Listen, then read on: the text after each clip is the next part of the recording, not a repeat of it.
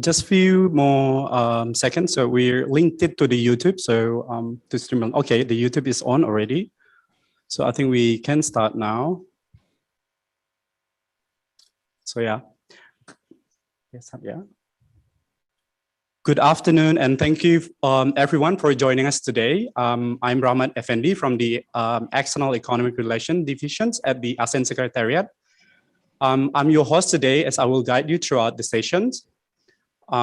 Today is the first of our webinar series on unlocking Rcep for business, focused on trade in goods chapter. This webinar is in collaboration with the East Asian Business Council as part of our effort to promote and create awareness on Rcep. So the first session today will consist of 3 presentations, which will focus on tariff liberalizations, non-tariff measures, and trade remedies. But before we begin, I would like to give the screen to our keynote speaker. We have now His Excellency Dato' Lim Joe Khoi, Secretary General of ASEAN, to deliver the opening remark. Thank you. Thank you, Fendi. Excellencies, esteemed speakers, panelists, distinguished participants, ladies and gentlemen. I'm delighted to open the webinar today entitled Unlocking Rcep for Business, Trade in Goods. This webinar is the first series of webinars on Rcep that the ASEAN Secretariat will be hosting throughout the year in collaboration, of course, with East Asian Business Council. Following the signing of the Rcep agreement in November last year, 2 parallel processes are currently taking place at the national and regional levels. At the national level, signatory states are undertaking ratification process. At the regional level, preparatory work for the entry into force of the agreement is also underway at the interim Rcep Joint Committee. Against this background, another process should also take place, namely public awareness campaign. We believe this process holds the key to the full and effective implementation of the agreements, which is now targeted to enter into force by early January 2022. This webinar would also be made possible without the contribution of our speakers, which we greatly appreciate. The experience, expertise, and knowledge will certainly add value to the webinars. We are also privileged to have Pak Iman's participation today, who will later deliver his keynote remarks. And I'm sure many of you are aware, Pak Iman oversaw the negotiation process of the Rcep agreement in his capacity as the chairperson of Trade Negotiating Committee. Excellencies, ladies and gentlemen, the COVID-19 pandemic has taken a grave toll on human lives, and needless to say, saving lives should take precedence.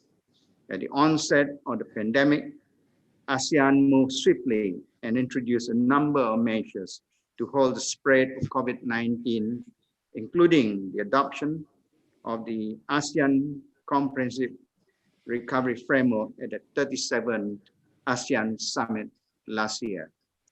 The pandemic has dire socio-economic consequences. Last year, the region's economies experienced a contraction of -3.3%, causing millions of people to lose their jobs and income. As countries imposed lockdown and physical distancing policy, manufacturing facilities across the globe were heavily impacted, disrupting regional and global value chains, and in turn affecting the economic performance of countries across the region. ASEAN was not immune to this phenomenon, and saw its trade decline by 5.5% in 2020 in comparison to the previous years. Against this background, Rcep negotiation countries were steadfast to see the completion of the negotiation of Rcep agreement, and the negotiation process was continued through virtual means. The negotiators persisted for fruits when the agreement was signed by the Rcep minister in November last year. And now we are confident that the timely entry into force of the Rcep agreement will certainly contribute to the post-pandemic social economic recovery. But for the Rcep agreement to serve this purpose, we will need to ensure a high degree of implementation by Rcep signatory states and utilization of Rcep agreement by businesses in the region. To this end, we need to continuously engage our cross-sectoral stakeholders, including our business people, hence our webinar today. I hope this webinar can address some of the lingering questions that business communities in the region might still have on Rcep. Among the questions I believe this webinar should ask or seek to address are the following.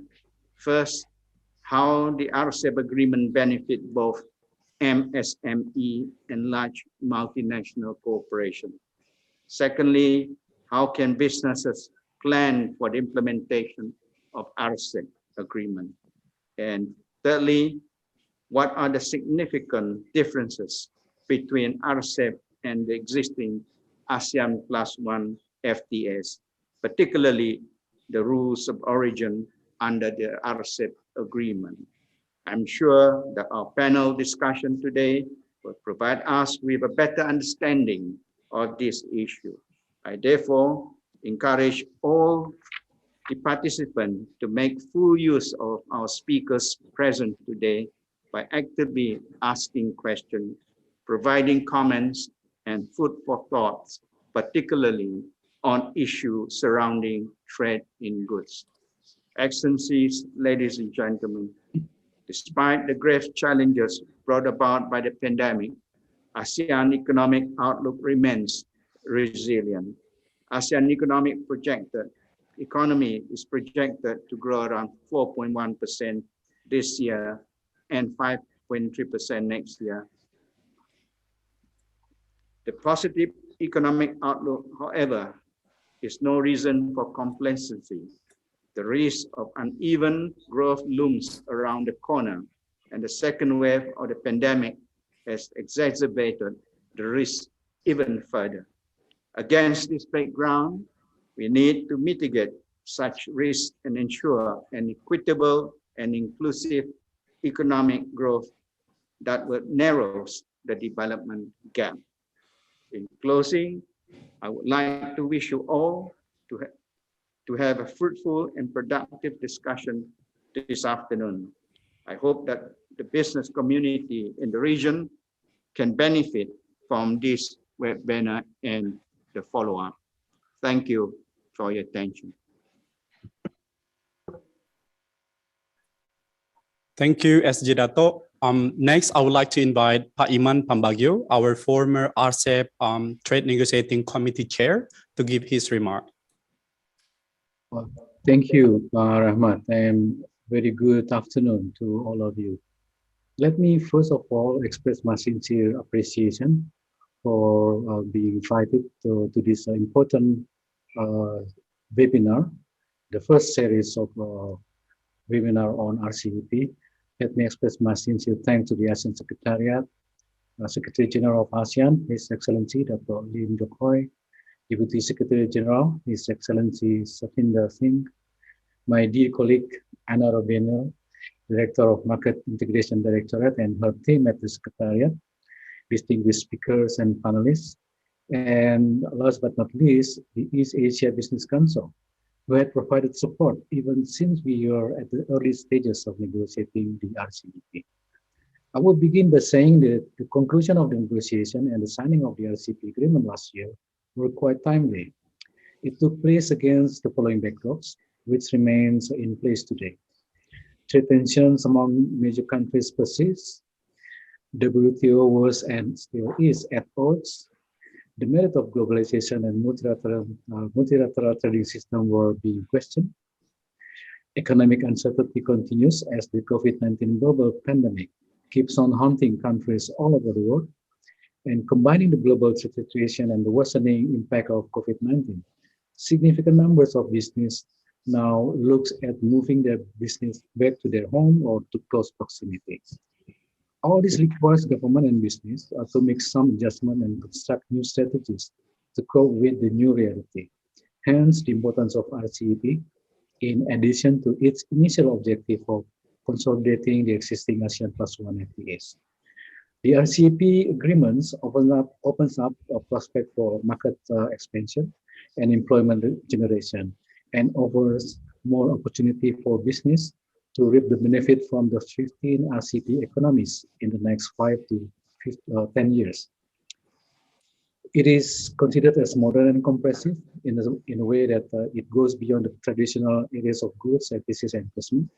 It is of high quality, going beyond the ASEAN Plus One FTA, and to some extent, in some preparation, it goes WTO plus, and it inserts mutual benefit in view of different levels of economic development among the parties by way of the adoption of the principles of simultaneous start, differentiated timetables, spatial and differential treatment, and additional flexibility for LDCs, as well as the provision of economic and technical cooperation to ensure inclusivity and equal opportunities.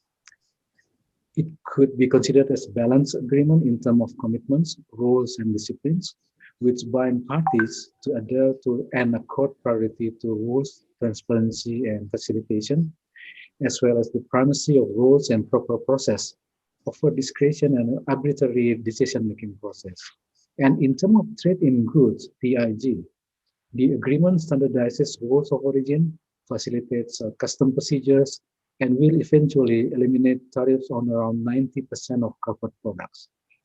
It also provides de facto FTA between countries that previously did not have any FTA relation between them. I'm talking about China and Japan, Japan and Korea, and New Zealand and Japan. They didn't have any FTA relation before the RCEP. So this would significantly enhance the operation of production networks and supply chains in the region. And once implemented, parties may enjoy the spillover effects from other FTAs, to which some RCEP countries are parties to such FTAs, thus opening more opportunities to play a bigger role in the global value chains. You could peel the onion a little bit.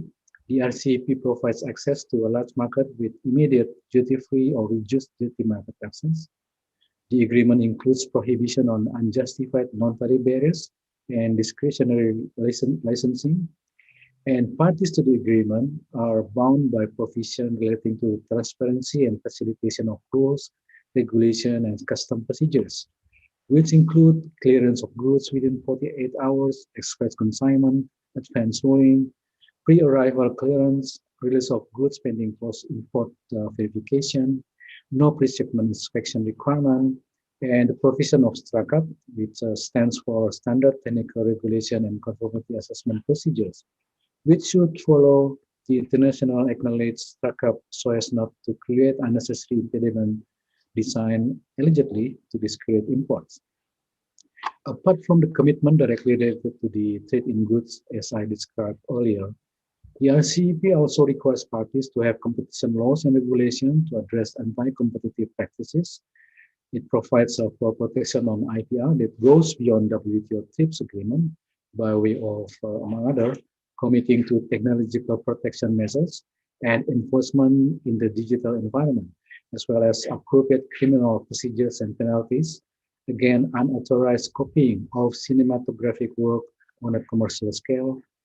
The RCEP promotes transparency of rules and regulation on e-commerce and acceptance of use of electronic signature and electronic authentication, while promoting increased acceptance of digital version of trade administration documents.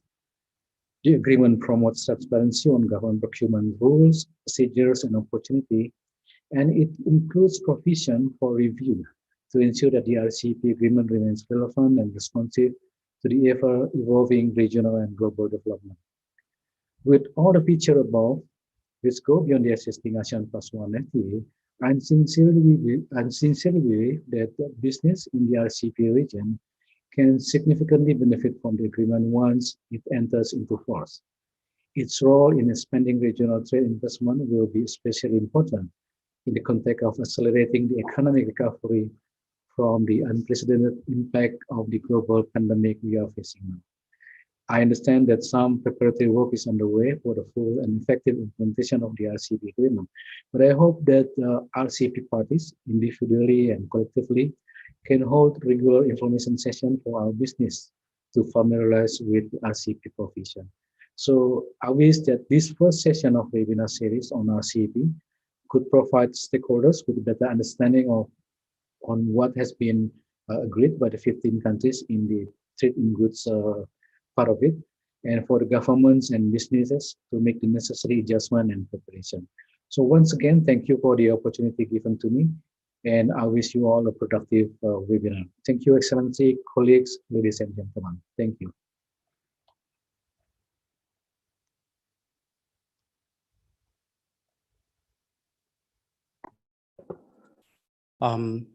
Thank you, Pak Iman, for the remarks.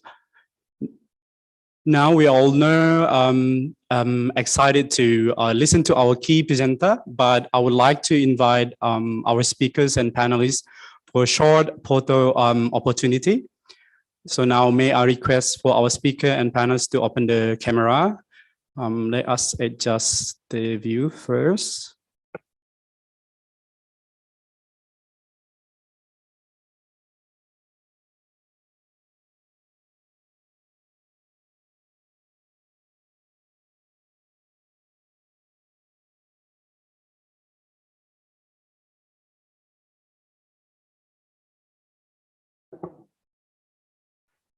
I'll be counting 1, 2, 3. Rcep.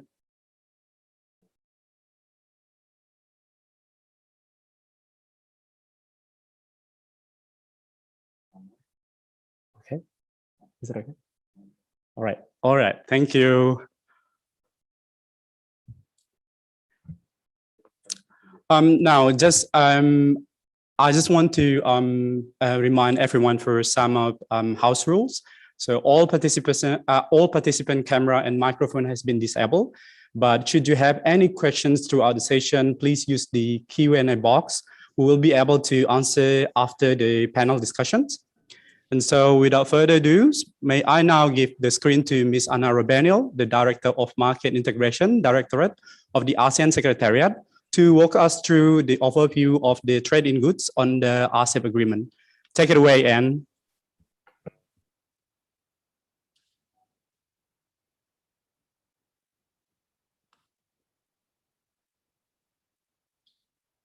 Thank you.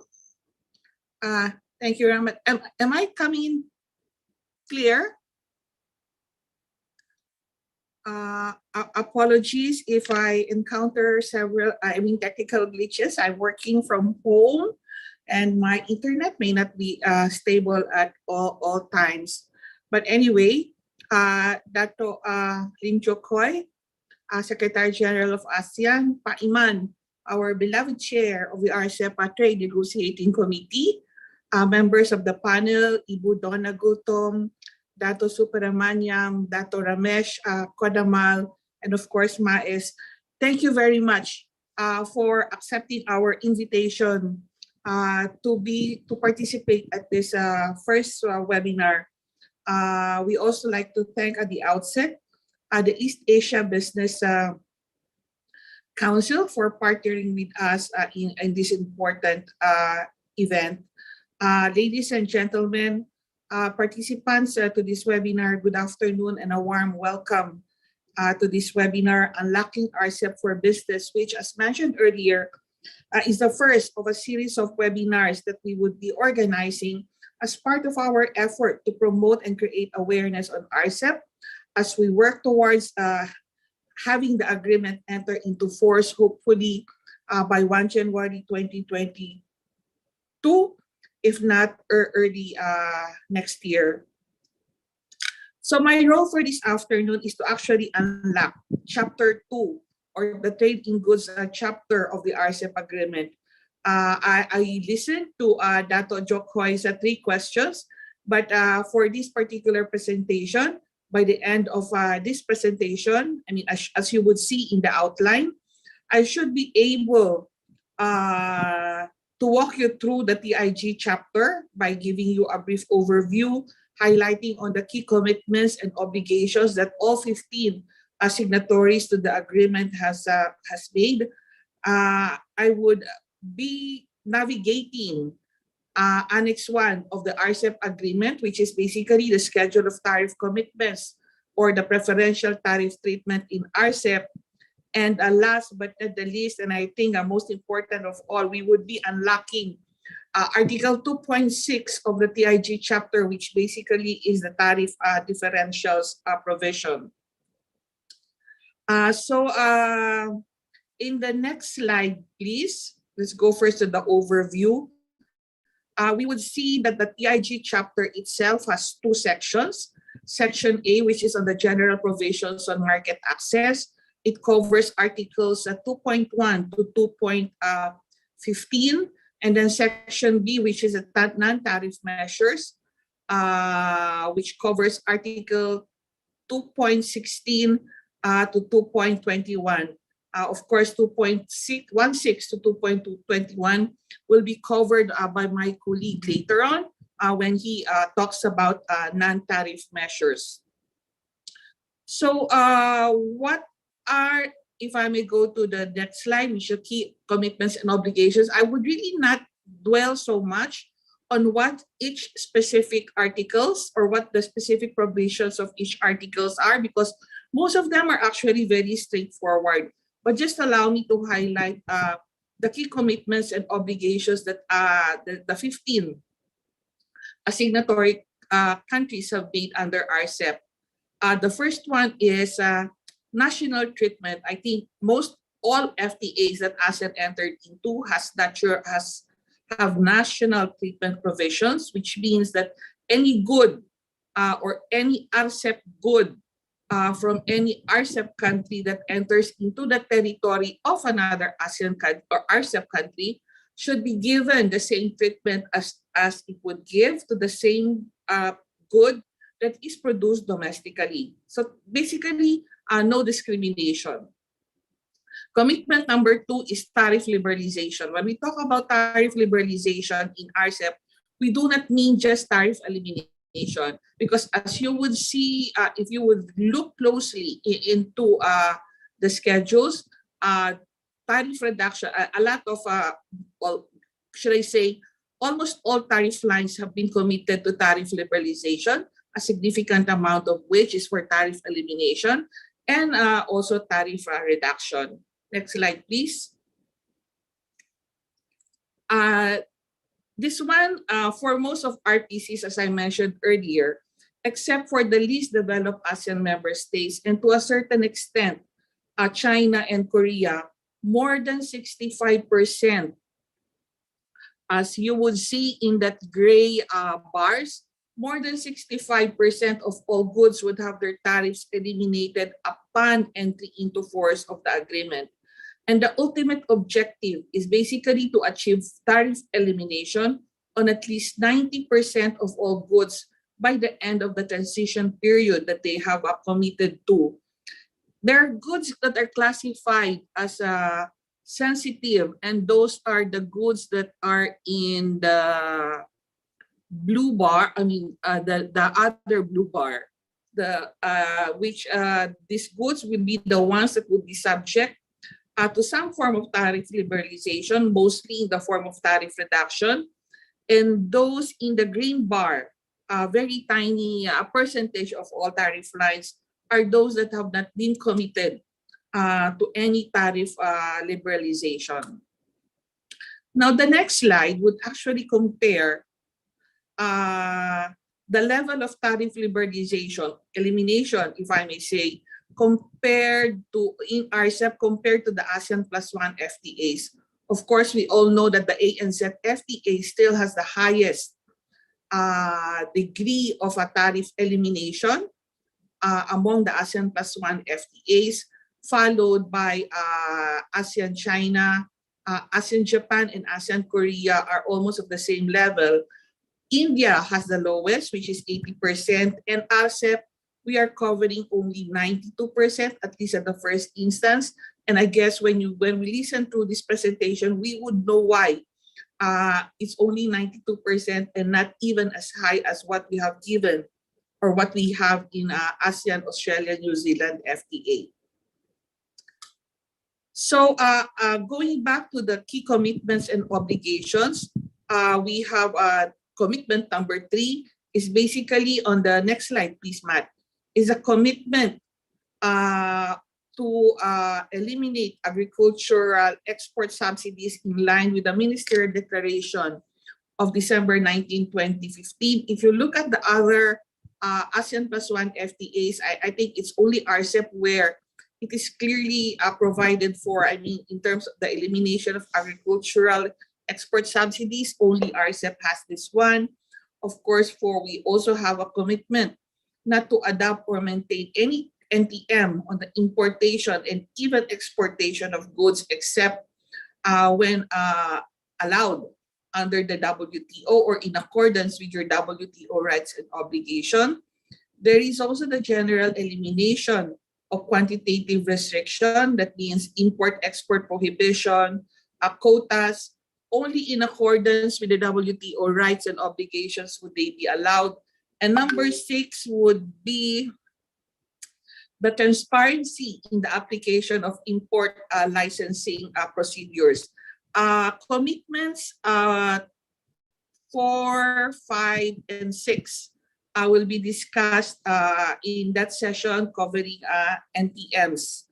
So I will not dwell too much on that as well. Now let me bring you, I will not also go into why or how Rcep, next slide please, Matt, would benefit production networks and supply chains in the region, because a lot of it has already been written. A lot has been written about it and readily available if we just Google it. But I would be remiss in this presentation if I do not particularly highlight one of the most significant outcomes of the Rcep negotiations. The slide you see before you actually shows the FTAs between Rcep signatory countries. And you would note that almost all of them are connected, except for CJK, or as we fondly call China, Japan, and Korea.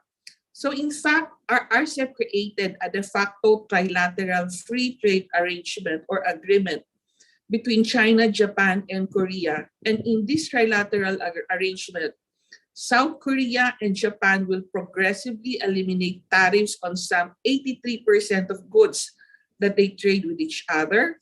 China, on the other hand, will remove tariffs on some 86% of goods coming from Japan.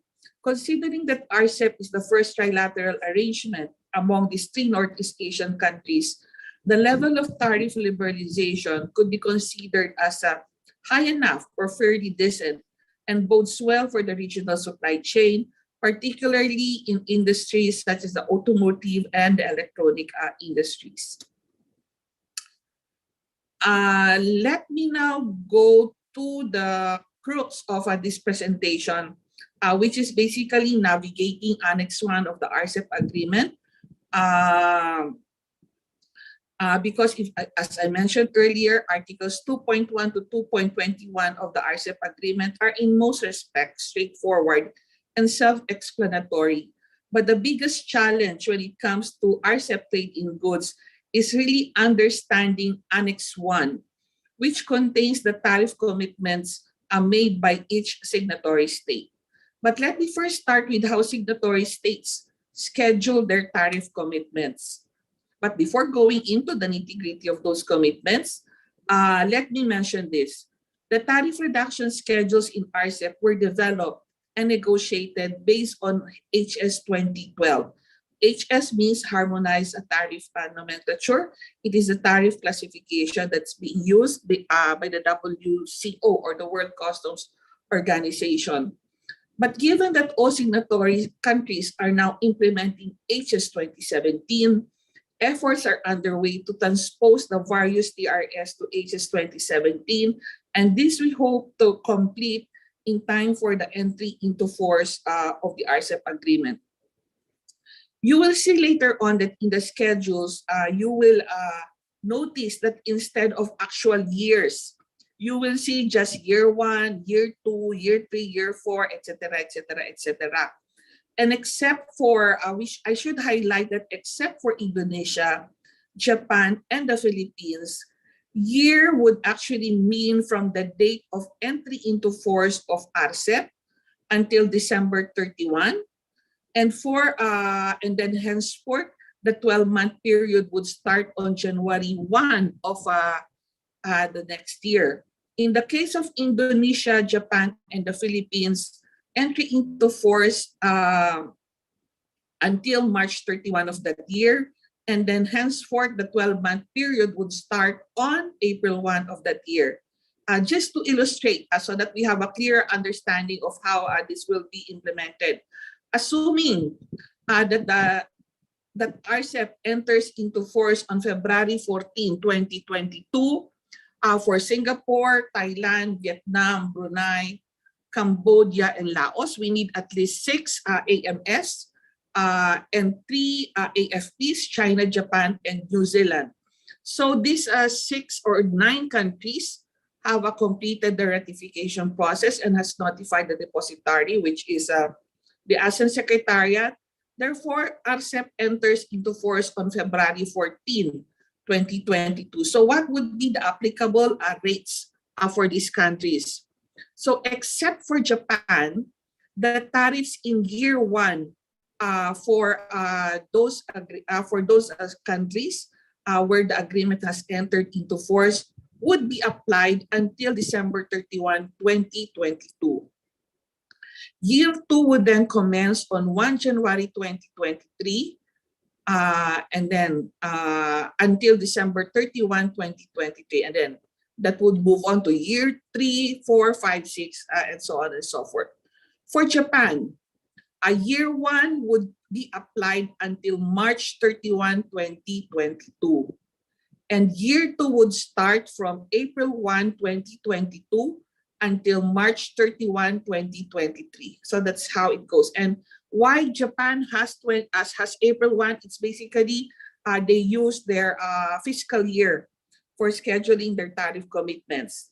Now, for those countries where the agreement has not entered into force, for instance, in the case of assuming that Malaysia, Rcep enters into force for Malaysia on August 7, 2023, that means that the rates appearing in Malaysia's year 2 column in its TRS would be applied until January 31, 2023, and then year 3 would start from 1 January 2024. If Rcep enters into force for the Philippines on September 2, 2023, then year 3 would apply from September 2, 2023 until March 31, 2024. And then year 4 would apply from April 1, 2024. I hope that is very clear. Now, looking at Annex 1, if we may go to the next slide, Matt. Looking at Annex 1 of the Rcep agreement would be daunting at first.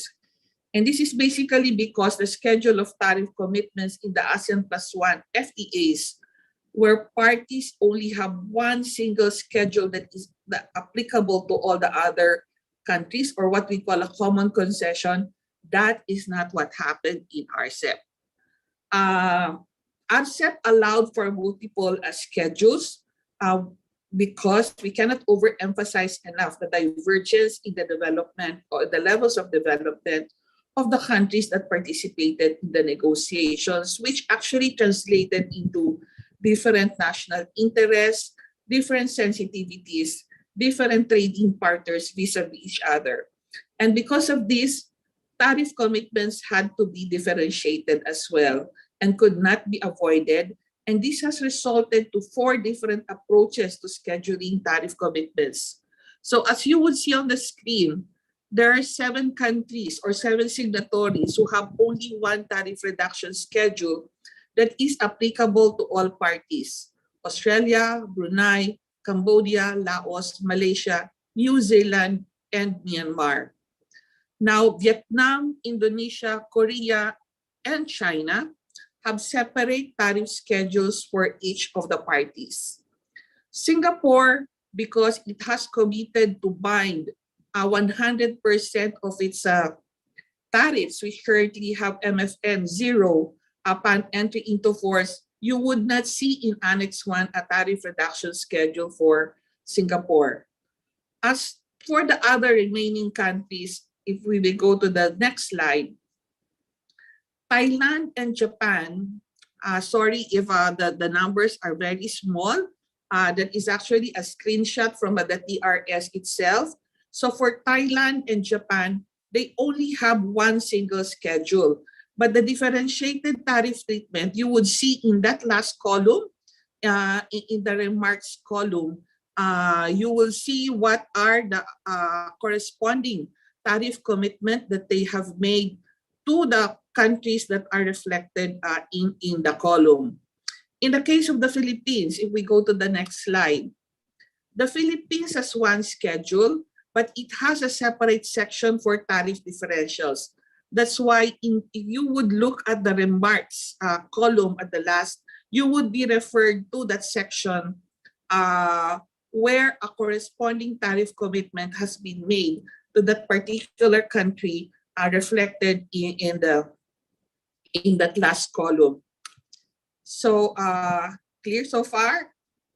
So my next slide would actually show the steps to availing the preferential tariff treatment in Rcep, what you have to do in order to avail of the preferential tariff treatment in Rcep. Step 1 is basically to determine the tariff classification of a good. And as we all know, any good entering a customs territory has a tariff classification. For instance, AMS or the ASEAN member states use the ASEAN Harmonized Tariff Nomenclature that is based on the harmonized system, which is the tariff classification that's been used by the other signatories to Rcep. And there are several ways of getting the tariff classification of a good. You can always consult a product specialist, that's one. Or you could use a tariff finder. If you would visit the FTA portal of most of the countries that are signatories to Rcep, they have a tariff finder. And then, or you could visit if you are an ASEAN, if you are in an ASEAN member state, then you could visit the National Tariff or Trade Repository, which also includes information on the tariff classification. And then, or you can actually apply for advance ruling. These provisions on advance ruling is actually in Chapter 4, or the Customs Procedure and Tariff and Trade Facilitation chapter of Rcep. But there is such a thing as advance ruling for trade facilitation, advance ruling on trade tariff classification, and you could visit your designated government authority who can actually provide for or give an advance ruling on the classification of the product you are trading. The next step is to check if the good is eligible for preferential tariff treatment. And this one you have to refer to Annex 1, or the schedules of tariff commitment of the Rcep agreement. Once you determine that your good is eligible for preferential tariff treatment, then you can secure the necessary documentary requirements, which is either the certificate of origin and the declaration of origin. Actually, securing this necessary documentary requirements would be discussed in detail at the next webinar on unlocking Rcep for business. So to further illustrate on how to avail of the preferential tariff treatment, let me use a hypothetical illustration. Next slide, please, Matt. Let me introduce you to Pedro. Pedro is a rattan furniture maker in Surabaya, Indonesia. He sources his rattan cane from China and Cambodia, and he exports his finished product, which is rattan chairs, to Japan, Australia, and Thailand. So what should Pedro do to avail of the preferential tariff treatment in Rcep? Here, allow me to mention or to clarify that here the assumption is that all the goods that's mentioned in this hypothetical example are already originating goods and therefore eligible for preferential tariff treatment. But how will Pedro avail of that? As I mentioned earlier, the first step that Pedro has to do is to get the tariff classification of his goods. So what Pedro did was to check Indonesia's National Trade Repository, where he finds out that the tariff classification for rattan chairs is AHTN 940381, and for the cane, for the rattan canes that he uses plating materials, it's AHTN 140120.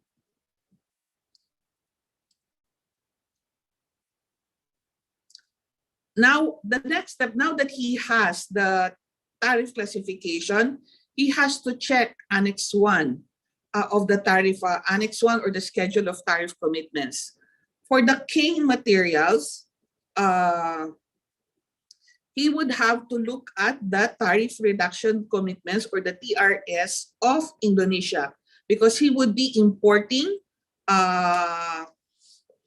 these goods from China and Cambodia. So he has to look at Indonesia's TRS, which show that cane materials or cane of rattan, cane made of rattan, is actually duty-free. So he processes this cane, he places a cane into a rattan chair, and the final product, which is the rattan chair, he exports to Thailand, Japan, and Australia. And here he checks the 3 schedules, that of Thailand, that of Japan, and that of Australia. In the case of Japan, the schedule says that it is duty-free. So, and then for Thailand, from an MFN rate of 20%, Pedro's rattan chair can actually get into the Thai market duty-free, because that is the commitment made by Thailand under Rcep. And in the case of Australia, rattan chairs is levied at 2% Rcep duties compared to an MFN rate of 5%. Having all this information, Pedro can now proceed with the necessary, with securing the necessary documentation that's needed. He can go to the designated authorities for issuing a certificate of origin, or if Pedro is an authorized exporter, he can actually issue a declaration of origin. That was easy, right? Let us make it a bit complicated. Just now, when I was discussing how Rcep signatory states schedule the respective tariff commitments, I mentioned differentiated tariffs or tariff differentials. Tariff differentials, or TD, or actually we called him Tony during the negotiations process, is simply when a party has a different tariff commitment or applies different preferential tariffs to different parties for the same good. So keywords: different tariffs, different tariff treatment, but we are talking of the same good. So why does Rcep have tariff differentials when all the ASEAN +1 FTAs follow the common concession principle? Basically, to answer this question, we have to understand how tariff commitments in Rcep were negotiated. In the ASEAN +1 FTAs, AMS technically negotiated with only one potential FTA partner, as among them, they already have AFTA, or the FTAs the FTA in ASEAN, and trading among the 10 AMS are already duty-free, as more than 99% of goods traded in the region are already duty-free. So on the basis of an agreed modality, each AMS plus the FTA partner tabled their offers, which were then subject to bilateral negotiations.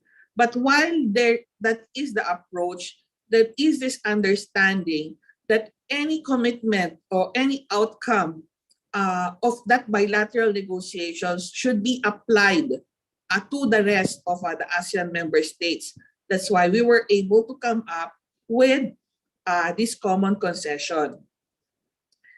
In Rcep, it was done almost the same, except that ASEAN has to negotiate their offer, has to give their offer to 5 other or 6 other, because India at the time was still there, to 6 other FTA or potential FTA partners. And because of the sensitivities, one country an offer may be, it's okay to offer, say, Australia and New Zealand, but not to China or even India. So it is in that, it was because of that we had different tariff reduction commitments vis-a-vis the non-FTA, the non-ASEAN partners. So what does the tariff differential article actually do? Here, let me name 4. Next slide, Matt.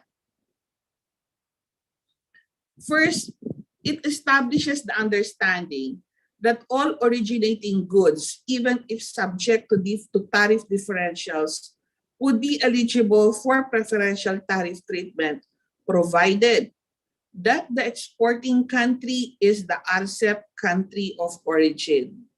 Rcep country of origin is defined in paragraph 2 of the article 2.6. Basically, a country had to meet the rules of origin requirement that is in Chapter 3 of the Rcep agreement to be conferred the Rcep country of origin status. So even in the TD article, even if a product is subject to tariff differential, if the exporting party is also the Rcep country of origin, then he will enjoy, or they will enjoy, the preferential tariff treatment that exporting country is entitled to. Second, it sets the conditions on how to determine Rcep country of origin if the exporting country is not the country of is not the Rcep country of origin. 3, it sets the condition on how an exporting country could enjoy the preferential tariff treatment for those goods listed in the appendix, which is basically, the condition is basically domestic value content of 20% of the total value of the originating good. Here, maybe we have to explain.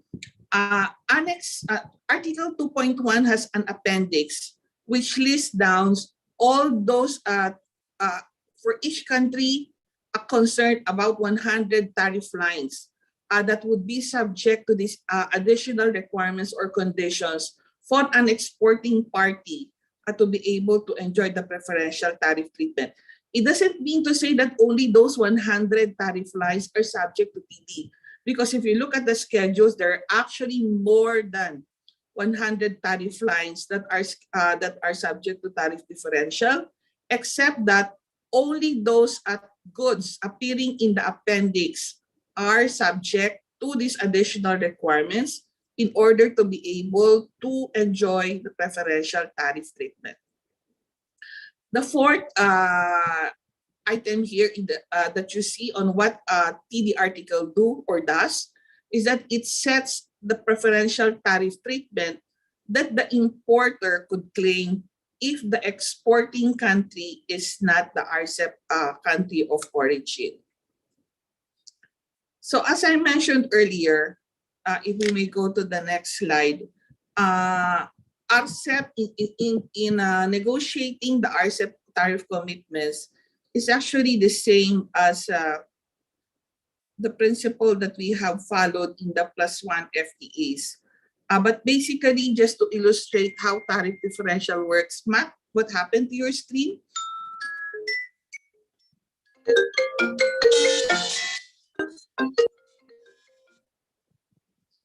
Sorry about that.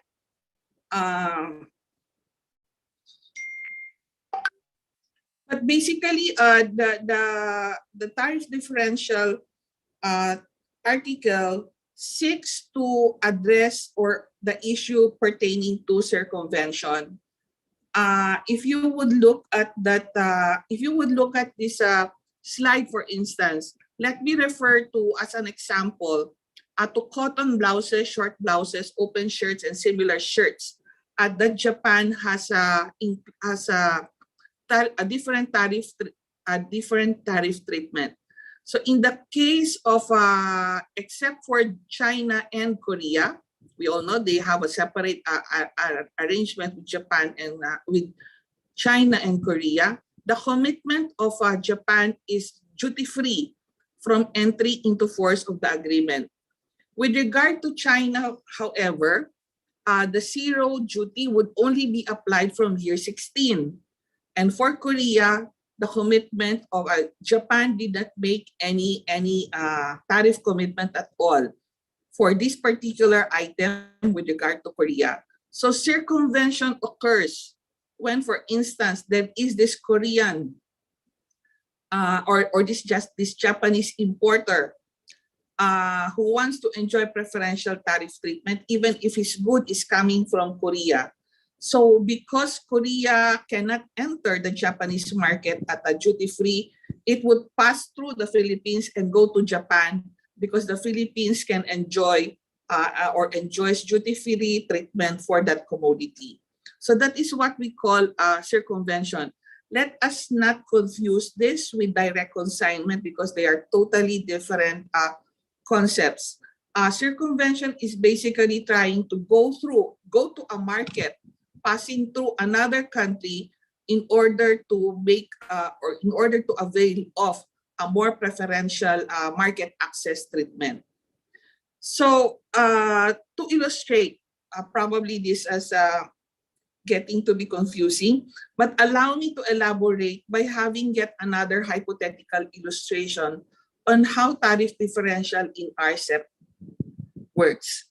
Now let's have Pablo, a footwear exporter in Marikina, which is in the Philippines, who exports leather footwear to Japan. Pablo's footwear is classified under HS 6403.59119 or other footwear with outer soles of rubber, plastics, leather, or composition leather, and uppers of leather. For this particular commodity, Japan's commitment for this tariff line is unbound for Korea, while for ASEAN, Australia, and New Zealand, the commitment is duty-free from year 21. Now, the tariff line, this particular tariff line is included in that 100 tariff lines that Japan has in its appendix for tariff differentials. So, will the footwear exported by Pablo to Japan enjoy the preferential tariff treatment that Japan should apply for eligible footwear when the Philippines is the exporting country? Now, the answer would be, if the Philippines, as the exporting country, is also the Rcep country of origin, then that footwear exported by Pablo will enjoy duty-free treatment. If the Philippines is not the Rcep country of origin, Pablo's footwear could still enjoy preferential tariff treatment, but Pablo has to meet the conditions set forth in the appendix. That means he has to prove that 20% of the total value of the footwear is he was able to contribute a domestic value content of at least 20% of the total value of the footwear. If Pablo is not able to meet the 20% domestic value content, then the Rcep country of origin will be that country that contributed the highest value of originating materials used in the manufacture of that footwear. Therefore, the preferential tariff treatment will be the rate that is applicable to that country. Next slide, please. So if the exporting country, this particular slide would show what would be the preferential rate that the importing country would apply to the same originating good. So here, maybe Pablo doesn't want to go through the nitty-gritty of finding out, the documentation requirements to actually claim a preferential tariff duty. So the importer, he would ask the importer from Japan to just make a claim that in accordance with this TD article. So if the exporting country is not the Rcep country of origin, and the importer is not able to determine the Rcep country of origin, then the importer himself can make a claim for either the highest preferential rate of the importing country, that the importing country applies to the same good from any country that contributed the highest originating material to the production of that good. Or he can make a claim for the highest preferential rate that the importing country applies to that same originating good from any of the parties. So assuming that this particular good, it is subject to tariff differential, and for instance, say the highest preferential tariff is given to Malaysia for that same commodity, then that importer, the Japanese importer, can use that as the highest, as the preferential rate for the footwear that he is importing from the Philippines. Next slide, please. So essentially, the TD article is an effective deterrent to possible circumvention. Why do we say that? Because of basically for the exporting country to be the Rcep country of origin, meeting the additional requirement of at least 20% domestic value content for those products that are listed in the appendix of the TD article, it may be difficult to achieve because even if you're able to meet the 20% domestic value content, but the process by which you were able to attain that is only a minimal operation, then it does not count. If you're able to meet the 20% domestic value content, it could result to a different good altogether. And this may no longer be the original good subject of a tariff differential, then Article 2.6 or the TD rules will not apply. You would also note that in the appendix itself, a significant number of goods in the appendix are goods that are wholly obtained. Fruits, there are fruits, vegetables, fish, processed agri-food products that requires, or meaning they're already finished goods that you couldn't add more to it other than a minimal operation. That's why we say that the TD article is an effective deterrent to possible circumvention. Next slide. Oh, I'm concluding. So in conclusion, let me say that Rcep is a vehicle for the region to remain open and quickly recover from the pandemic. It is not replacing the ASEAN +1 FTAs, at least for now. Therefore, businesses in the region have actually a choice. They can make business strategies on which of the FTAs would actually benefit them most. But that is not to say that Rcep is not that good, because the Rcep actually streamlined all the goods or all the rules that are applicable or that are used in the ASEAN +1 FTAs. And despite the absence, hopefully temporary, of India from Rcep, the benefits accruing therefrom are still significant enough to generate welfare gains, attract investment, open up market and employment opportunities, especially for those production networks and supply chains that are in the region. The success of Rcep will only happen if we get the support from the private sector and from the industry themselves. As we go through the implementation of Rcep, we hope to engage the private sector as to the difficulties, perhaps implementation issues that they may encounter, so that appropriate interventions could be made.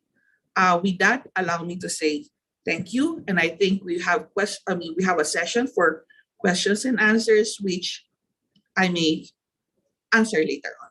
Thank you very much. All right, thank you, Anne.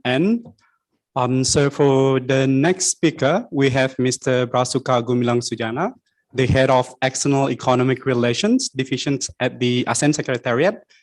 Mas Brava will talk about the non-tariff measures under Rcep agreement. You may have the screen, Mas Brava. Thank you, Fendi. And also, I want to thank the SG Dato for opening the event, and Pak Iman also for giving the opening statement.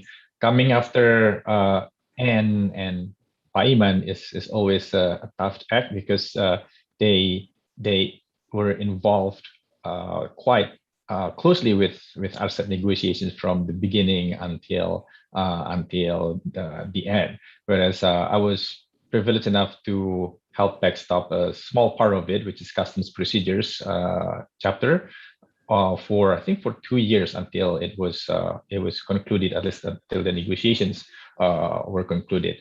And then I went off to the private sector in the consulting role, where I did help with some businesses in terms of, well, looking into Ntms non-tariff measures that they face in importation to Indonesia in particular. So I won't take too much of your time. I think we have very limited time before we want to hear more from our panelists. But I'm going to start first with, I guess, with a story of, well, similar to what Anne has shown with Pablo, and this time it's with an apple. And so just to illustrate a couple of points in terms of why non-tariff measures could be used for beneficial purposes, for valid reasons, but also sometimes it cuts the other way for something more politically expedient, but probably less helpful for business. So as it happens, if you were to import, this apple comes from a non-Rcep country, by the way. If you were to import an apple, you would have to basically go through both documentary processes and physical inspection. So if I just want to take example of Indonesia, because this is where I'm based. So to clear the apple imports, you would need to have a phytosanitary certificate from the exporting country. You would need what is called a prior notice on fresh food and certificate of analysis. And there could be also other, of course, import requirements, import certificates, registration, not to mention perhaps some requirements from the exporting countries, maybe something like fumigation and chemical content of the pesticides. I don't know, don't take my word for it. I'm not an expert on apples. But this is, and so it happens that actually several years back, there was, first of all, there was something along the lines of like bacterial infection in this particular type of apple in the exporting country. So there was I don't think there was any additional requirement that, but before it could be exported, the apples need to go through additional checks, basically make sure that the apple exported are safe for you. So that's I guess one example where non-tariff measures are actually used for a valid reason. I don't want my apple to be contaminated with bacterial infection, but also several years back, there were also a dispute at the WTO because there were some import restrictions, basically limiting the volume of exports, not only for apples, but for a number of agricultural products. And so it became a dispute because it unnecessarily agricultural products. And that's, I guess, the case, just to show to you that there are also non-tariff measures that are issued for political expediency, but perhaps less helpful for businesses. So I just want to use that example to show you the varied range of what we call non-tariff measures. And if you're not familiar with the term of non-tariff measures, it's basically regulations, laws, procedures on a number of sectors, basically on everything under the sun, except for tariffs, which is what Anne has covered. So non-tariff measures cover not only goods, but also services and investment. But for the purposes of this session, we're only talking about those under trade in goods. Can we go to the next slide? Yeah, so I'm just gonna stick to this summary slide for now. So there are 4 types of NTMs under the trade in goods chapters, the relevant chapters in Rcep, and has alluded to the import licensing procedures under the trade in goods chapter itself, chapter 2. And then there are also customs procedures and trade facilitation chapter dealing with customs procedures. And then there are different chapters on sanitary and phytosanitary measures. Basically, those are for food and fruits, vegetables, meat, this kind of produce. And then there's a chapter on what we call standards, technical regulations, and conformity assessment procedures, which cover what is essentially manufactured products, but also things like cosmetics, medical devices, traditional medicine, that kind of products. And so, why are we talking about NTMs? I mean, tariffs is obviously quite important for your products when you're importing and exporting. But apart from tariffs, NTMs are also becoming more important because, first of all, they do serve legitimate reasons, like I mentioned, for health and safety reasons, security also, but they could be costly. One estimate shows that it accounts for 1.6% of GDP on average. Is that high or low? Economists would say it's 1.6% of GDP, right? They hide behind the numbers. But it's also been estimated to cost double that of tariffs itself. So I think, I don't have the numbers here, but if I could show you the numbers, I think the tariffs impact on business has been decreasing, but non-tariff measures have actually been increasing for the past decade or so. And out of those non-tariff measures in goods, SPS and TBT actually account for a big portion of non-tariff measures. Just out of all the categories under trade in goods, they comprise between 82% to 86% for the Rcep countries. Basically, 82% is the ASEAN average, and 86% is the average for the other 5 countries. And if we run the numbers against all other categories of NTMs in services and investment, the proportion still comes to between 50 to 60% of all NTMs. So SPS and TBT are quite significant portion. They are, of course, counting sort of issues because SPS and TBT authorities are actually quite diligent in terms of notifying their regulations to the WTO. So I get this number from the WTO website.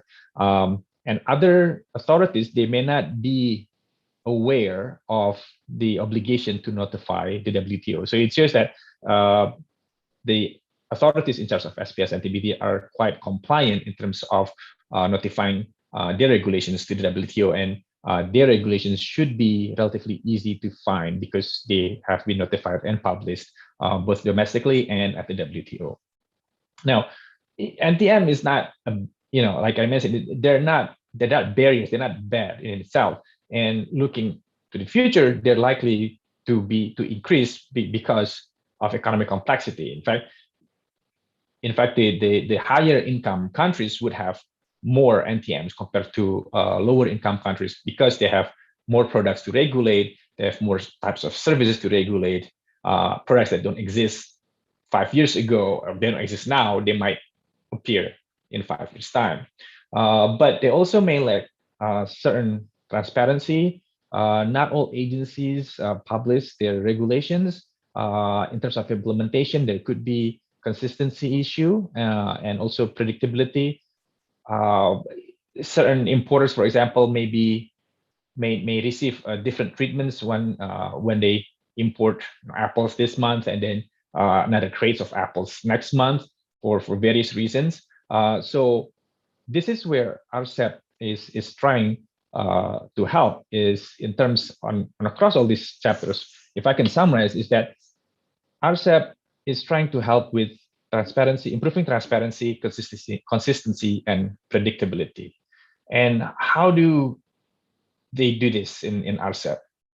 First of all, in transparency measures, there are, across these chapters, there are provisions about publications of regulations, and not only publications of the final regulations, but also of draft regulations. And also notification to the WTO. This is already an obligation for WTO members, but Rcep reaffirmed that and also allow notification to other members of Rcep. Now, related to publications, actually, there are provisions where there would be a gap between, or what I would call advanced publications of the draft regulations. So this, in essence, is to give time to other Rcep members to provide comments, but also more importantly, to allow businesses to also an opportunity to comment on this draft regulations and regulations. And if the final regulations have been drafted, then it's to allow businesses to modify their production process or their export process to be in line with new regulations. And so that is something I would say most Rcep members already have sort of domestic consultations for businesses. But what is also new is that Rcep also allows for consultations with businesses in the exporting countries. So then that opportunity to comment is extended not only to domestic businesses, but also to business in another country. So they would be familiar with the new regulations and with the new procedures. And then there are also a number of provisions regarding consistency of implementation. For example, in the customs chapter, trying to at least ensure that implementation of customs regulations and customs procedures are consistent across all customs offices. Equivalence, there are provisions on equivalence in the SPS and Struck-up chapters, so that would minimize also the transaction costs across Rcep countries, and also mutual recognition in the Struck-up chapter. The customs procedures, which is titled Customs Procedures and Trade Facilitation chapter, also have trade facilitation measures based on the WTO Trade Facilitation Agreement, and this covers things like risk management, pre-arrival process, and as already mentioned, advanced rulings. So then you can get advanced rulings on your tariff classification, whether your tariff is the right classification, whether the customs valuation is also the correct amount before your goods arrive. And so that would also help to with the compliance and implementation of customs procedures.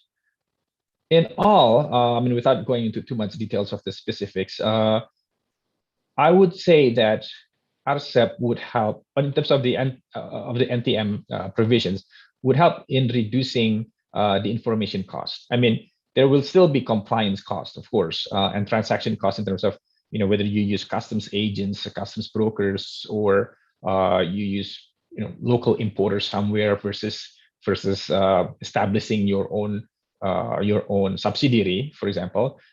So those costs will still be there, of course. But in terms of the information costs, this is what the chapters covering these NTMs will try to reduce, so that your cost of obtaining information on regulations becomes lower, not only because it's available publicly, but also because you have the chance to comment on the draft regulations itself. You have the opportunity to engage with the relevant government agencies in advance of the entry into force of certain regulations. So that that is, I think, what is different from Rcep compared to other previous trade FTAs.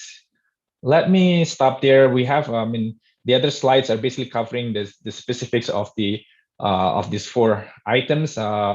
You could will distribute this and you could read them, and of course they're available on the website.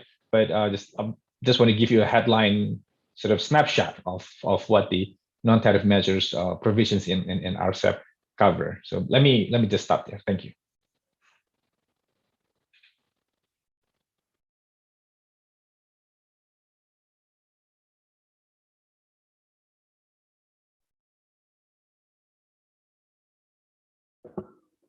All right. Thank you, Mas Brafa. Our last presenter is Mr. Oscar Fernando, a young professional at the WTO. Oscar will provide an overview of the trade remedies under Rcep agreement. Over to you, Oscar. All right, thanks, Fendi. I'll just get my slides up. Can you see the slides now? Yes? All right. So first of all, thank you for the ASEAN Secretariat for hosting this, and also the support from the East Asian Business Council. Also, thanks for inviting me to share some of my experience or from my takes on the trade remedies chapter in the RCEP agreement. I'm no longer with the ASEAN Secretariat, but I had the privilege to surface the RCEP negotiations for quite some time, and to saw the conclusion and the signing of the agreement. So first of all, the trade remedies chapter in the RCEP agreement are comprised of 2 sections. There are sections on Rcep, the RCEP safeguard measures, and also there's a section on anti-dumping and countervailing duties. Now, as the name, from the name you can tell that this is actually a remedy mechanism to address a trade situation happening because of this agreement. So on anti-dumping and countervailing duties, I'm not sure how familiar with this, and it is quite technical. But the RCEP, the agreement or chapter on trade remedies reaffirm rights and obligations of the members in the WTO. There are not much substantive obligations or provisions in this section, but it does provide better clarity for investigations, notifications, and other procedural procedures for anti-dumping and countervailing duties investigation and initiation and the implementation. And then the next section is the RCEP safeguard measures. So as the name is like a safeguard, so it provides a mechanism for RCEP countries to introduce safeguard measures if there is a surge of imports in certain products because of the RCEP agreement that cause or have threat of serious injury to the domestic industry. So for if you take the earlier examples, if Pedro is doing really good and Pedro exports is like flooding another country of Rcep, then the importing country could take a measure to remedy the situation. All right. And these are some of the main elements in the anti-dumping and countervailing duties. They enhance the procedures for investigations. There are better clarity on some methods of zeroing when determining margins of dumping, if you're familiar with the zeroing mechanism. And there is also how to treat confidential information. And one of the important things is that this section is not subject to dispute settlement. So in other words, if there is a country who do not really comply or implement the provisions in this section, they cannot be brought to the dispute settlement. And then there is also an annex listing down some practices by RCEP countries related to anti-dumping and countervailing duties proceedings. I'm going to talk more about the safeguard because I think this is where the section that could have more impacts on businesses. So first, why is it necessary? Why couldn't we just rely on the WTO safeguard mechanism? Because the WTO or other FTAs also have a safeguard mechanism. So safeguard is it is intended to provide a breathing space or a timeout for a country if there is a flood of imports because of commitments made in the RCEP agreement. However, because like when you impose a safeguard measures, you basically cancel out the commitments that you made. There are also some rules on how to apply them to prevent authorities from arbitrarily imposing safeguard measures to cancel out the benefits of this agreement. Under the RCEP safeguard measures, what can be allowed to be imposed are suspension of further reduction. So it means that, for example, Indonesia is reducing a tariff on rice for 10 years, and then in the year 5, there is a surge of import, and Indonesia says, okay, the tariff will stay as it is for a few years, for the next few years, because we are imposing a safeguard measures. Or they can reinstate the MFN rate. So it means that they will bring back the situation of the tariff on rice to the situation where there is no Rcep, or they can bring back to the MFN rate before the entry into force of the Rcep agreement. And then one important thing is that the section on safeguard in RCEP, there is the tariff rate quotas or quantitative restrictions are not permissible. So a country cannot just impose a total ban of imports or a total ban. They said like we only want to accept imports of certain tons or certain numbers of products because we are imposing safeguard measures. So they cannot do that. They can only take tariff measures. All right. So to illustrate, in a normal trading condition, so if you see there is a WTO bound rate, this is just a hypothetical example. The WTO bound rate is like the ceiling, it's like the glass ceiling that the commitment that a country made in the WTO. And then there is the MFN applied rate, which normally lower. This is the rate that a country applied to imports of products in a normal situation where there is no FTA. And then there is the RCEP rate, which should be lower because the commitments in the Rcep is normally higher than the WTO. And then if they impose the safeguard measures, there can be two things that happens. They can increase the RCEP rate to the MFN rate on the day of the safeguard, or they can reinstate the MFN rate before the entry into force of the RCEP agreement for that country that you see on the right side of the slide. Okay, now these are some of the key elements of the safeguard measures. So the first is duration. So a country can only impose safeguard measures as long or as short as necessary to remedy the situation, and for an initial period of up to 3 years with a possible extension of 1 year. And for less developed countries in RCEP, they are allowed to extend for another 1 year, so they can have a total of up to 5 years. But then if a country imposes safeguard measures for more than 1 year, and then the subsequent years, they would have to liberalize. So for example, say again, in Indonesia, tariff for rice is 2% under Rcep, but because of the safeguard, they are raising it to MFN level, which is 10% for the next 2 years. And then in the year 2, they would have to reduce the tariff progressively. So from 10% maybe to 6% or 5%. And then after that, they should resume the tariff commitments in their RCEP. And then there is also a provisions on de minimis, imports, and special treatment. So if if they are imposing safeguard measures, it will affect imports of all countries from the RCEP countries. And if the share of imports of certain countries less than 3% individually or 9% collectively, those countries will be excluded for the imposition of these safeguard measures. And then LDCs are also excluded for imposition of safeguard measures, meaning the LDCs exports will not be affected by such measures.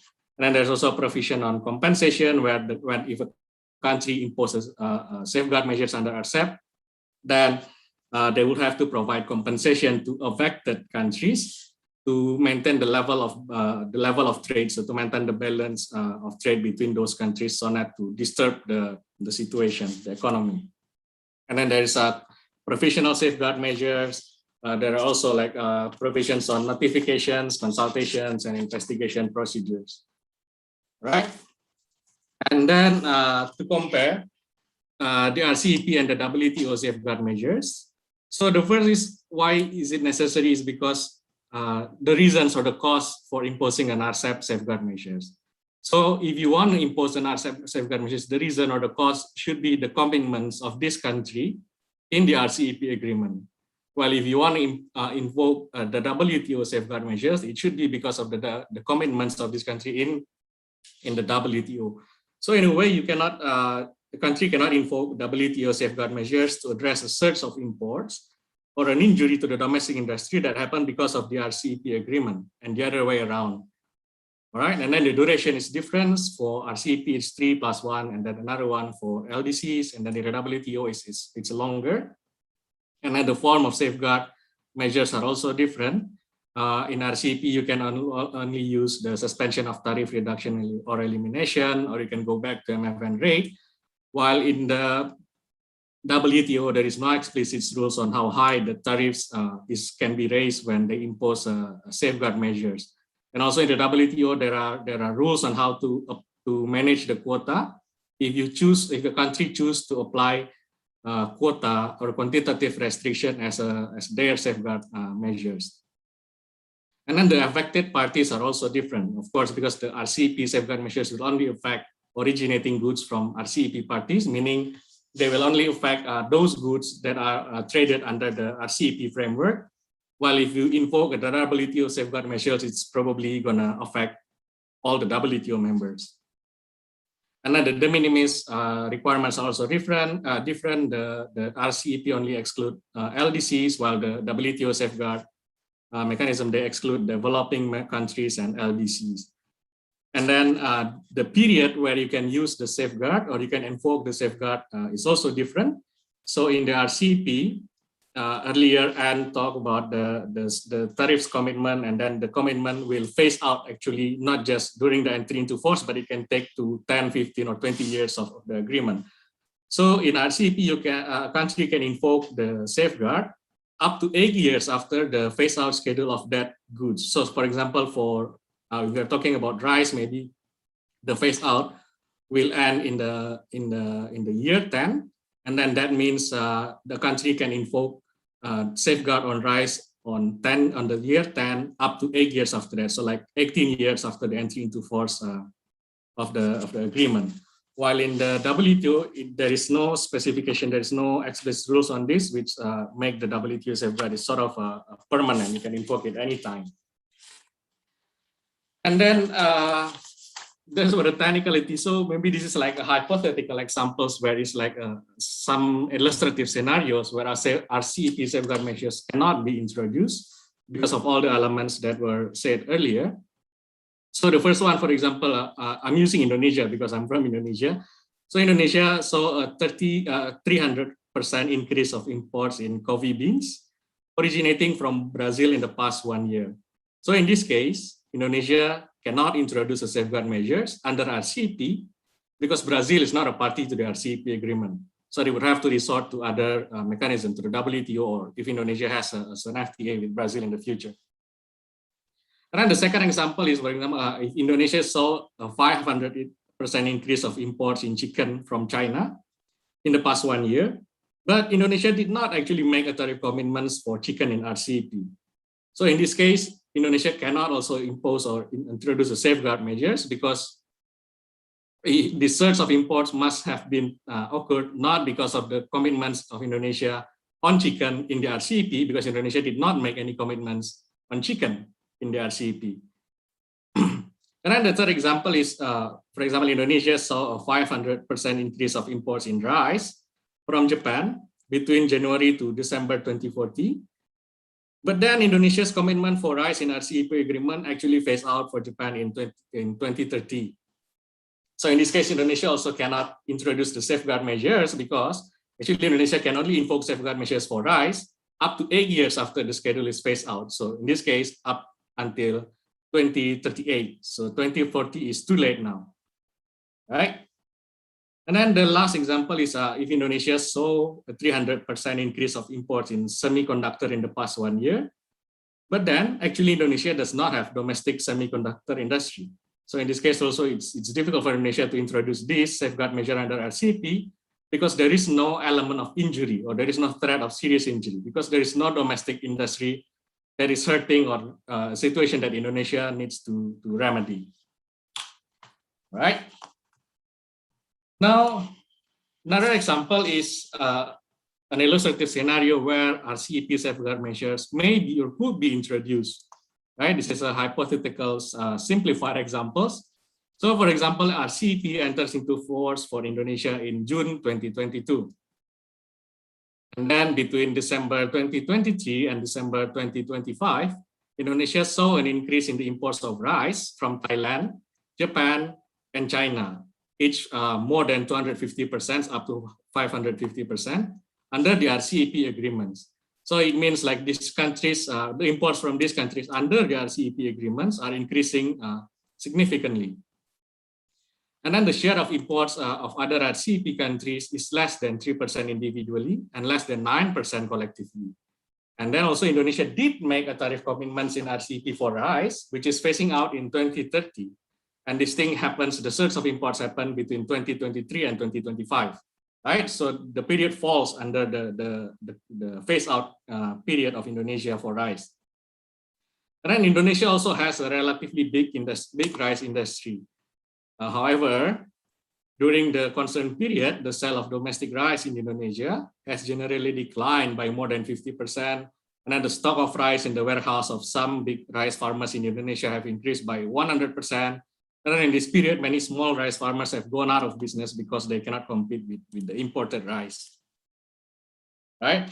So in this case, in this scenario, then Indonesia could introduce an introduction of safeguard measures. Of course, they would have to go through all the investigations and notification process and consultation. And then after thorough investigations and proper consultation with Thailand, Japan, and China, Indonesia decided to reinstate the MFN rate for rice originating from Thailand, Japan, and China for the period of 2026 June until 2027 June. Right? And then Indonesia has also agreed to provide compensation in the form of further reduction tariffs of coconut from Thailand, scarves from Japan, and shoes from China, because as it states out in the agreement, right?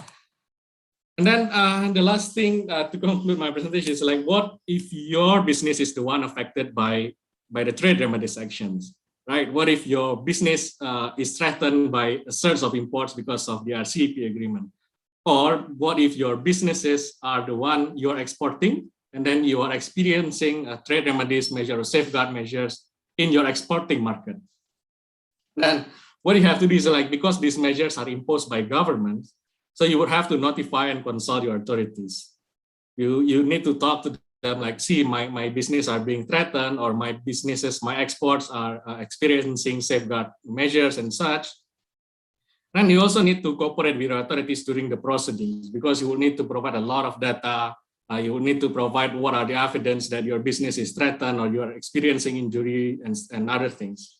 And then you also need to talk with other businesses in the industry, because chances are, if there is a safeguard measures or if there is a surge of imports, chances are you're not the only one who is suffering, because like other businesses in the same sector could also see the effect.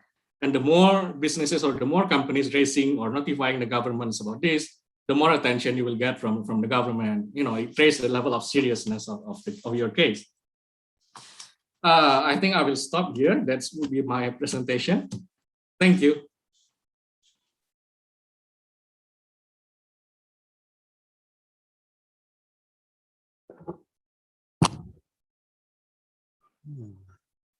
Okay. All right. So let me get that. Thank you, Oscar, for the presentation.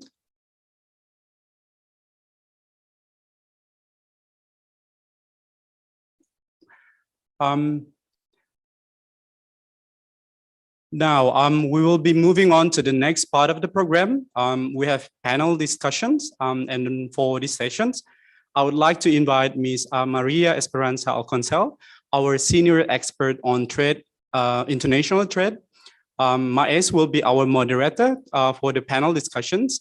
So Maes, you may take over now. Thank you. Thanks, Effendi. Hello, everyone. Good afternoon. Salamat siang. I hope I got that correctly. So first of all, I'd like to take this opportunity to thank everyone for this opportunity to moderate this session. I know there's a lot of good moderators, possible good moderators out there, but choosing me, it's an honor, especially when I'll be alongside with very excellent panelists. Of course, it's also, I'm also very happy to see familiar faces. SG, Dato Johoy, Pa Iman, Anna, Brava. I'm very happy to be here, basically. So for the panel discussion, we will be having the first part. We'll be talking together with my panelists on the benefits of Rcep for businesses. And then we'll have the second portion on Q&A. So I would just like to start with saying that when the Rcep agreement was signed in 2014, in November 2014, I was very happy with the news, because as a former trade negotiator, I know how difficult it is to negotiate an FTA, especially when it involves 15, 16 countries. So I was very happy to see that. I know how hard it was for our trade negotiators. I left the Philippine government in 2014, November 2014, and I was part of the commencement of the Rcep negotiations. I was lucky enough to probably escape the painful process of negotiating the Rcep, but I'm happy to hear that it was finally signed. But coming from the private sector, because I was also with the Singapore Business Federation for a few years, where I was doing FTA education and outreach. I was representing and advocating for the interests of businesses in the region. My question is, what does Rcep mean for businesses, especially for MSMEs, in real and practical terms? So how can companies in the region benefit from the Rcep? So with me, I'd like to introduce my panelists one by one. So first one, Dato Superamanyan. He is currently a distinguished fellow of the Institute of Strategic and International Studies, Malaysia, and an adjunct professor at the International Islamic University, Malaysia. He is also a member of the International Advisory Board and fellow of the International Academy of the Belt and Road Initiative based in Hong Kong. He is also a board member of a couple of public listed companies in Malaysia. But prior to that, he served the Malaysian government for over 30 years. And he held various positions at the Ministry of International Trade and Industry, including Senior Trade Commissioner of Malaysia to Hong Kong and China, Director for International Trade, Deputy Secretary for Trade, and Ambassador or Permanent Representative of Malaysia to the WTO. Dato, so what do you think is the benefit of Rcep in real and practical terms for businesses?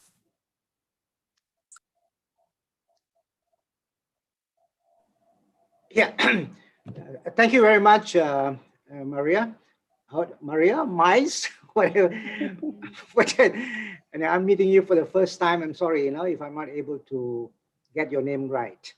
Now, I must say that, first of all, I must thank the Secretariat for inviting me to participate in this panel session. And it's good to see a couple of my old friends, from the Secretariat who are with us today, especially the Secretary General, Jokoy, with whom I worked for almost 15, 20 years, in various fora. Now, let me say that the three presenters, the three presenters have been very comprehensive in terms of what they have to say on tariff schedules, on trade remedies, and non-tariff measures. There's a lot of useful information that they have given. And I was thinking to myself, there's so many elements, including technicalities and so on, which I'm sure the private sector, the businesses will not be able to understand.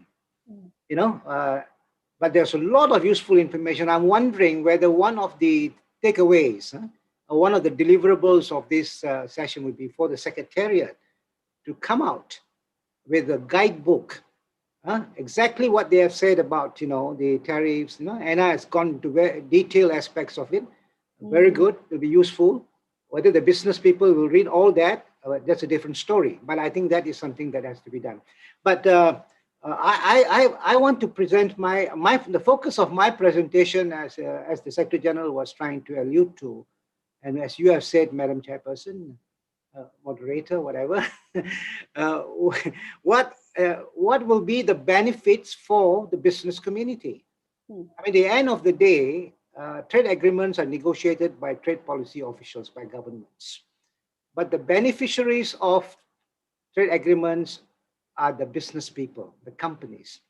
Now, if they are not able to understand and operationalize or translate all the commitments into tangible commercial opportunities, then then the exercise of having an FTA would be an exercise in futility.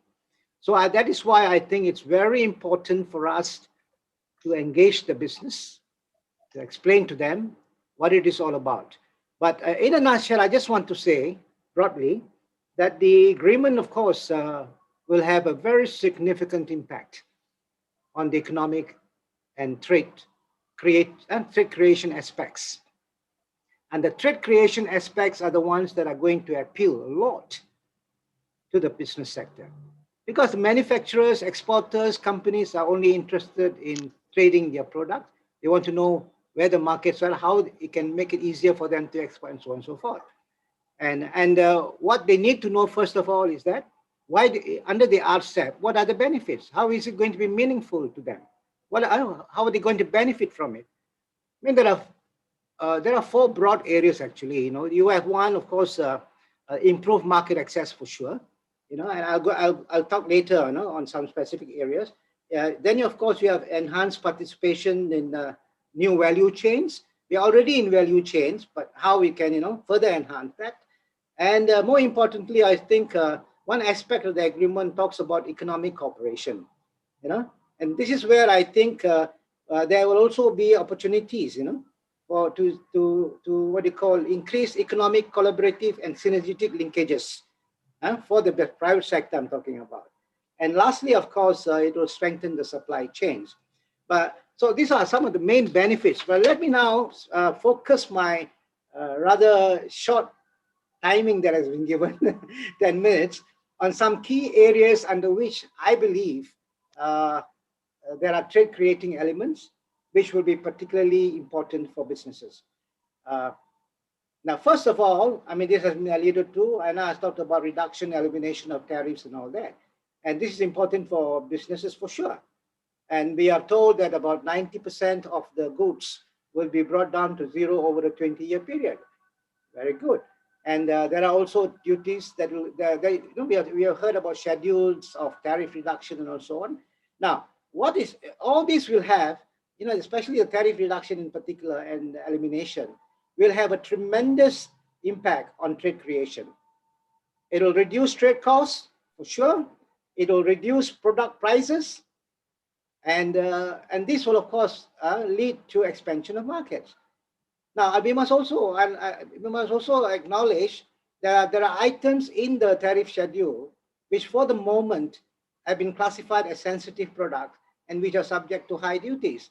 Now, I think it is important for these sensitive lists to be reviewed periodically.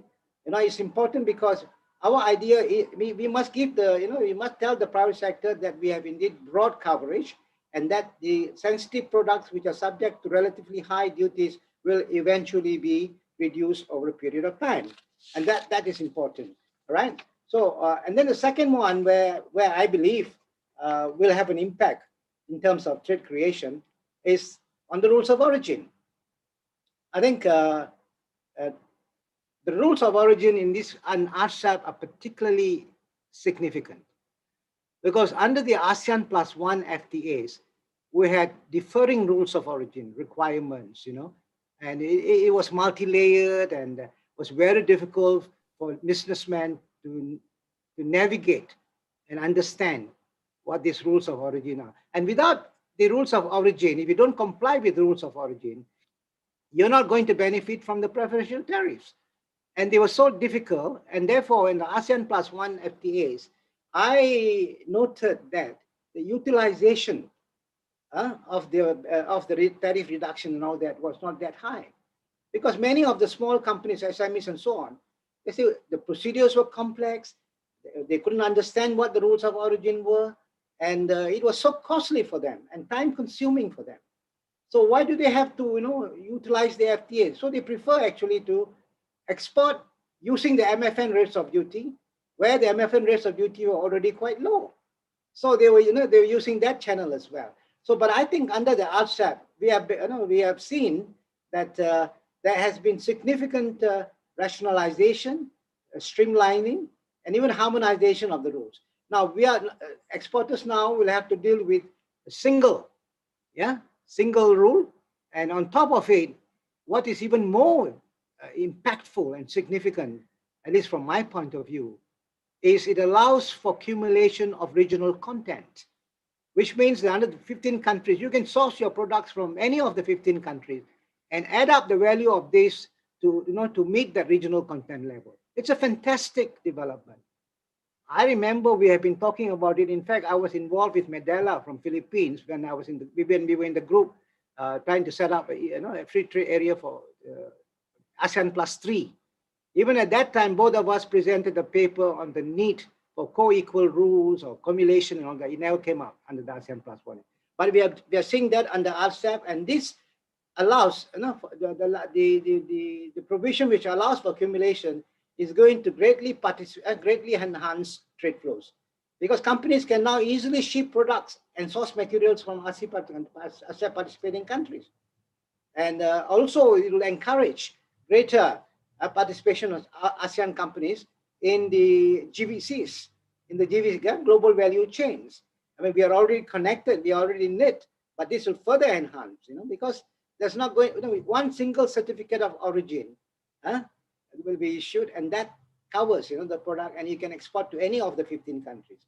And I think this is going to help a lot, the exporters, very specifically.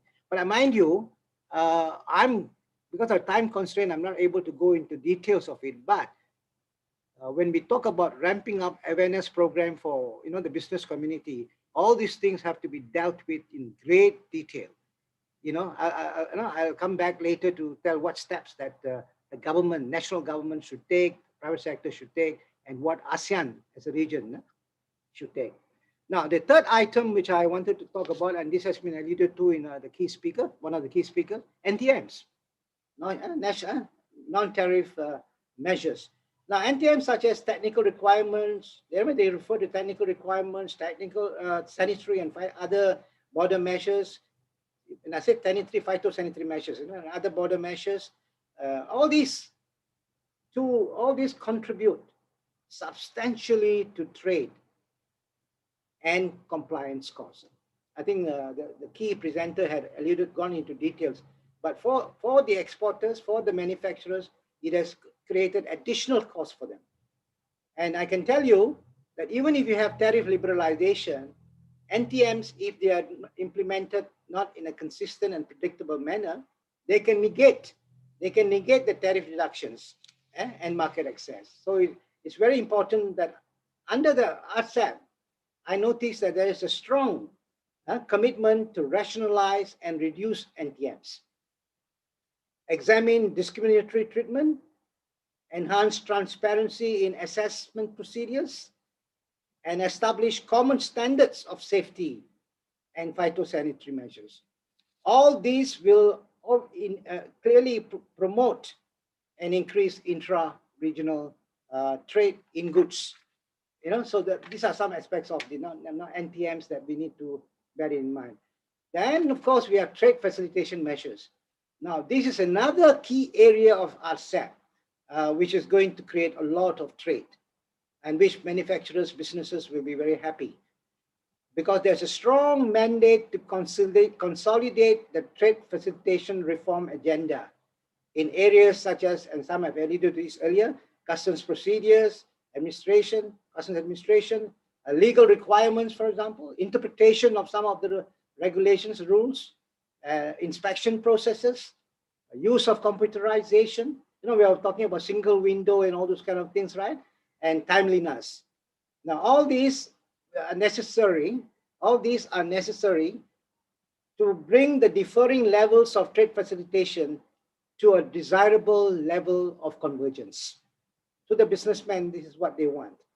If adequate progress can be achieved, it will be possible to deepen intra-regional trade and even make ASEAN region even more attractive as a GVC location. Now, having said that, now I want to come. This is where what should economists do at the government level, at the company level, and at the ASEAN level.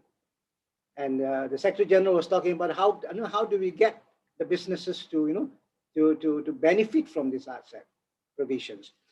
Now, it is very clear the government and the private sector need to work very, very closely. Very, very closely. They need to cooperate in order to better leverage companies to tap the benefits under the Rcep.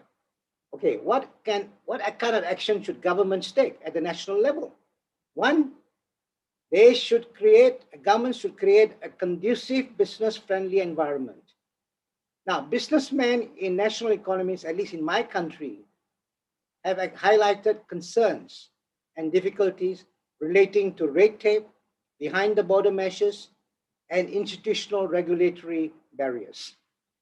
Some of these concerns have been expressed. Not to mention, of course, costs associated with inefficient trade facilitation, procedural delays, lack of predictability, example in interpretation of regulations.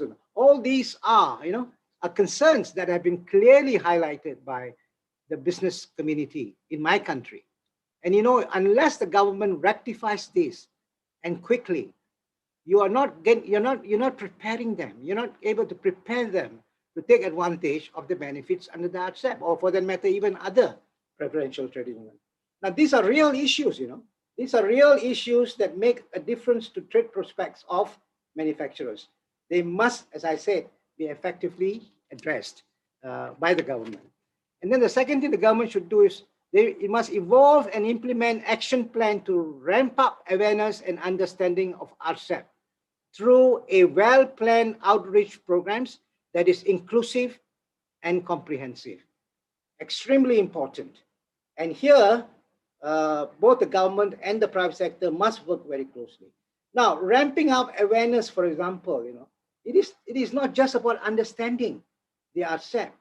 In fact, I would even go beyond, and I would like to help. I would like the Secretariat to also play a role in this, in having roundtables, workshops, conferences, apart from general briefing, dedicated sessions, dedicated sessions on the Rcep. It can be on the rules of origin, as it can be explained, and tariffs, for example. Anna has presented a very detailed one. All these things should be explained in detail. Business people have no time to read the document, and they don't understand this. All these have to be clarified. That's why a clear understanding is required. And this, to me, the awareness program is something that we need to be very, very serious about. ASEAN can do it on region-wide basis, but also at the national economy basis, they have to do the same thing. So there should be a combination of efforts, both on ASEAN as well as national economies.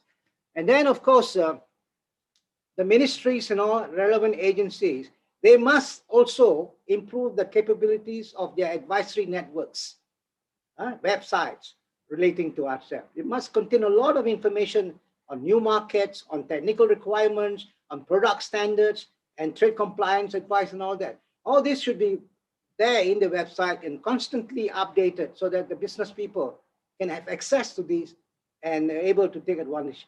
And then, of course, we talked about non-tariff measures. There are non-tariff barriers. And businesses will inevitably face a lot of non-tariff barriers, even in the Rcep countries. I was told that when Rcep was negotiated, or on the process of negotiation, about 5,000 notifications were made on non-tariff measures. So you can see. And I also know on the basis of what has happened in other agreements, NTBs seem to have increased over during the implementation period. So there must be a mechanism set up in the coordinating ministry in the national country to address NTBs as well as trade remedial action that we talked about, that was earlier presented, to ensure ongoing trade process. So they have to be very detailed. Now, at the company level, what should they be doing? At the company level, they should strategically consider and analyze the opportunities in terms of access to new markets, cost saving or optimization of supply chain. Now, each company will need to do its own homework to determine the opportunities and risks based on preferential tariffs, rules of origin, including understanding the tariff schedules, which to me can be quite complicated. They have to understand, they have to understand. So they need to do some homework on this, and this should be supported by the government. Then they should obtain clear understanding of specific application of rules of origin and management of origin information through participation in seminars, workshops, roundtable discussions, etc. And of course, they should also participate in whatever economic cooperation and capacity building programs, like the industrial training, manpower, reskilling, upskilling, etc., to get themselves prepared. Now, what should be done at the ASEAN level? ASEAN Secretariat has an important role here. Perhaps the Secretariat could use Rcep as a platform to improve the region's competitiveness, production, governance, and administrative capabilities and capacities of ASEAN economies. So we need to look at that, so that all the economies benefit from the efforts of ASEAN as a region. And then, of course, they have to use Rcep. Yeah. Thank you, Dato. Thank you for that very comprehensive intervention. I think I want to just conclude by saying that finally, I think the ASEAN Secretariat should look at, I don't know whether it's being discussed or agreed to, a strong, dedicated Rcep Secretariat with coordination authority and strong analytical support. Now, this is important to ensure smooth and effective implementation of Rcep. So, I mean, these are some areas that we could look at company level, ASEAN Secretariat level, and at governments at national level. Thank you. Sorry, it's a short time, so much that can be said, but I can see the enthusiasm, Dato. and I'm happy to hear all these, not only how Rcep can benefit MSMEs, but you even came up with all these suggestions, which I think are very important. But I like what you mentioned, and it brought me to why the Rcep was actually established in the first place. It's the spaghetti bowl effect, the noodle bowl effect. I know that was one of the key reasons why they have this Rcep, because of this diverging rules of origin, this different certificate of origins that each company need to submit or comply with, making it very difficult for them to use the FTAs. Yes, FTAs can help them. Yes, they can provide tariff savings for them. Yes, they can reduce costs for businesses. But then, in the actual implementation or utilization of FTAs, it's always hard for them to comply with all these diverging rules of origin, certificate of origin. So having this Rcep, I totally agree with you that having a unified single rule book, I would say the rule book would definitely help them. You mentioned about the issues that companies are facing, which I would want to continue later on for the next round of discussion, because I think what we also need to address here during the panel discussion is how is Rcep really addressing the concerns, the actual concerns of businesses, especially MSMEs. I've been working with businesses. I actually provide advice to companies on how to take advantage of FTAs. So I know what are the difficulties that they're having whenever they utilize FTA. Anyway, I would like to go to our next panelist.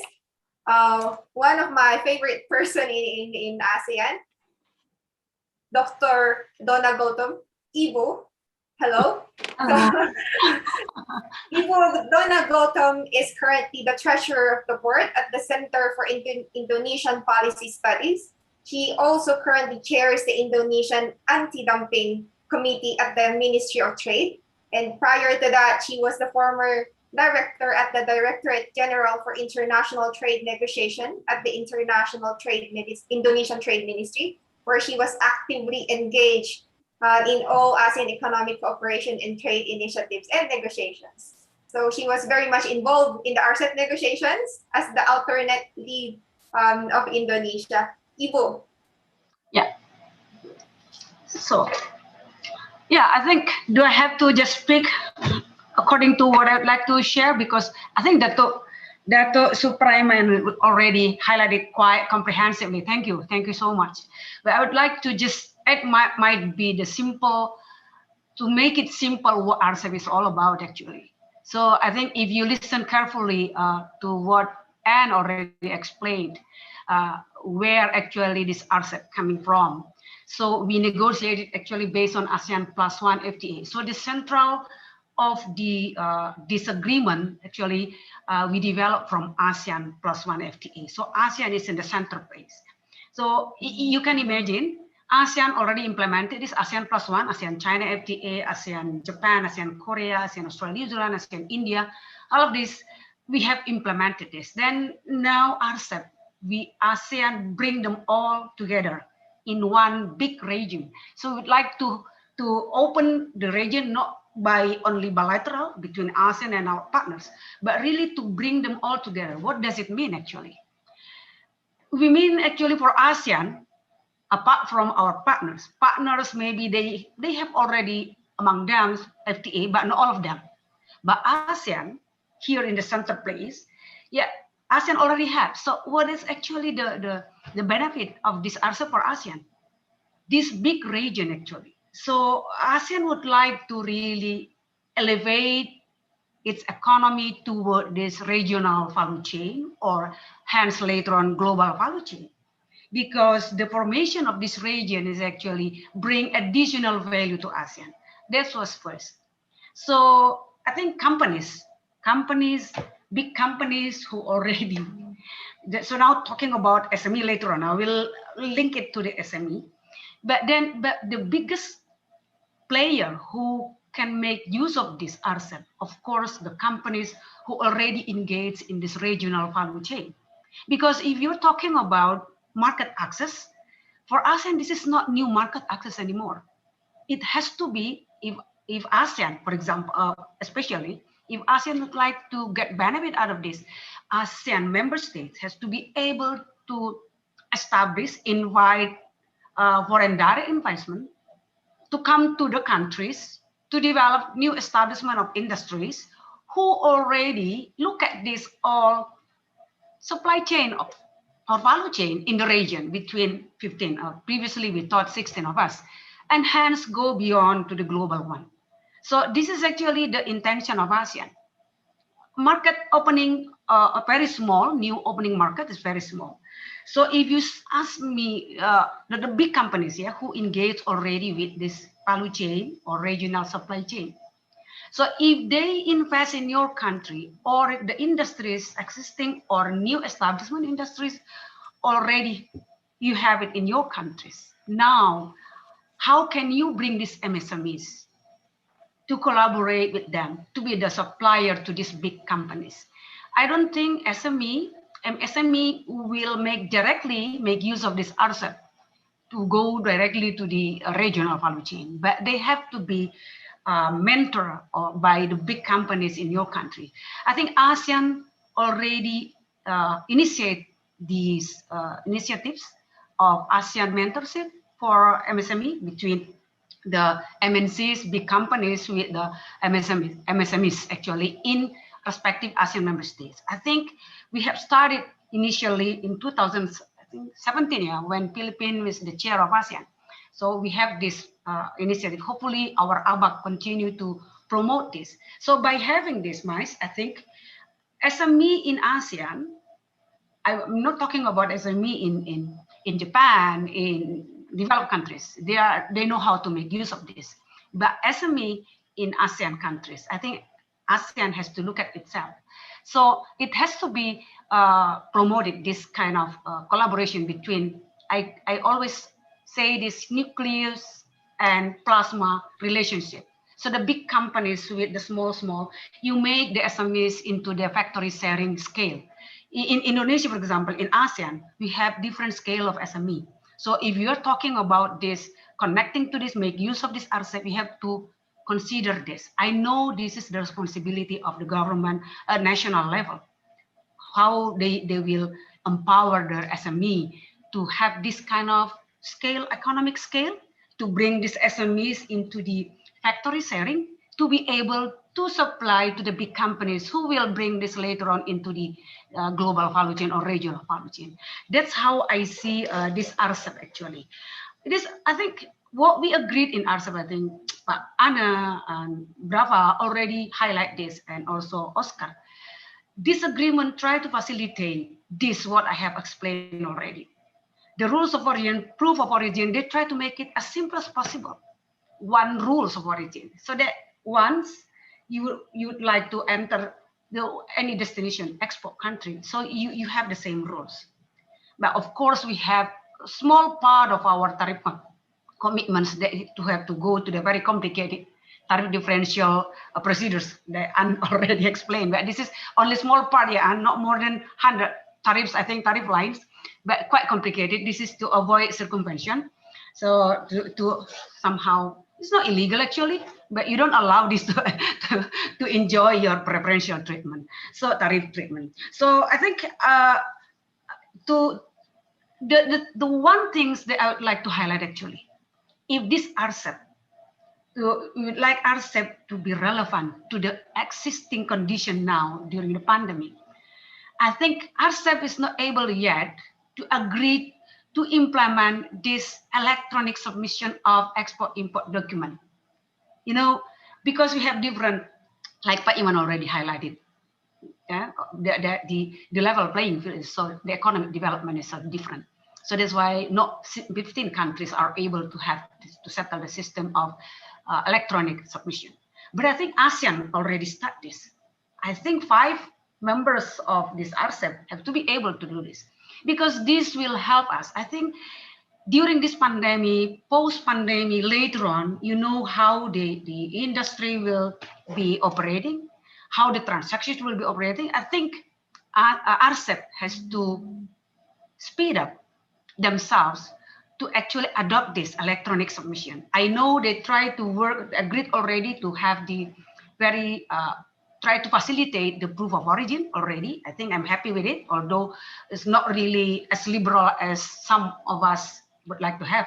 But this electronic submission, I think it's very, very crucial for Rcep, I think, members, and if they have this committee later on, we have to push this happen, because this, during the pandemic, we have to go individually to its partners to be agreed to this electronic submission. So I think maybe I have to stop, because I know that Dr. Ramesh also has to say something on this. So later on, I will add that more. Thank you.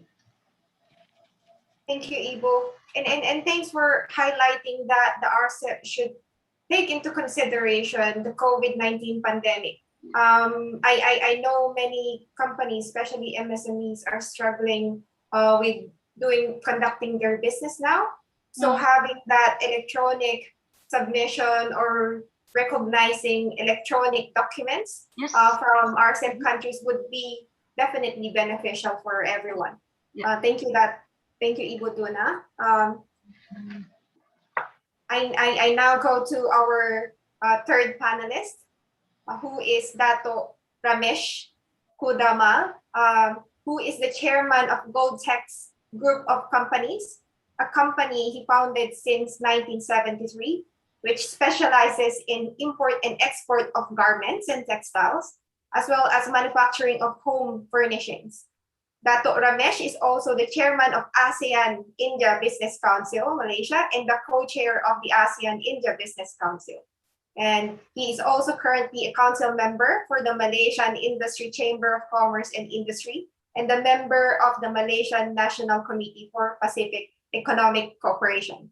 He actively promotes the interests of the business community between ASEAN and India. Dato Ramesh, I have a lot of questions for you, noting your experience. So your Goldtex Group of Companies, you specialize in import and export of garments and textiles, as well as manufacturing of home furnishings. So I hope you can highlight how your sectors could benefit from the Rcep. Second, ASEAN-India. Noting that India is not part of the Rcep, how will it impact companies that are operating in India, but then they're not part of this bigger FTA? Thank you. Thank you, Maria, for your kind introduction. Thank you to the ASEAN Secretariat for actually inviting me to give my thoughts and views on this Rcep topic. I think it is a very great idea to organize a talk like this. But I personally feel I have been in ASEAN BAC for last 8 years. I have been the secretary for ASEAN BAC and going through the whole process. I think even we are still for the ASEAN Free Trade Agreement, trying to pass a message loud and clear to the businesses down there that start moving within ASEAN. And we have been trying that very hard. And I see this Rcep has come up now, and we are again looking at it at a different level.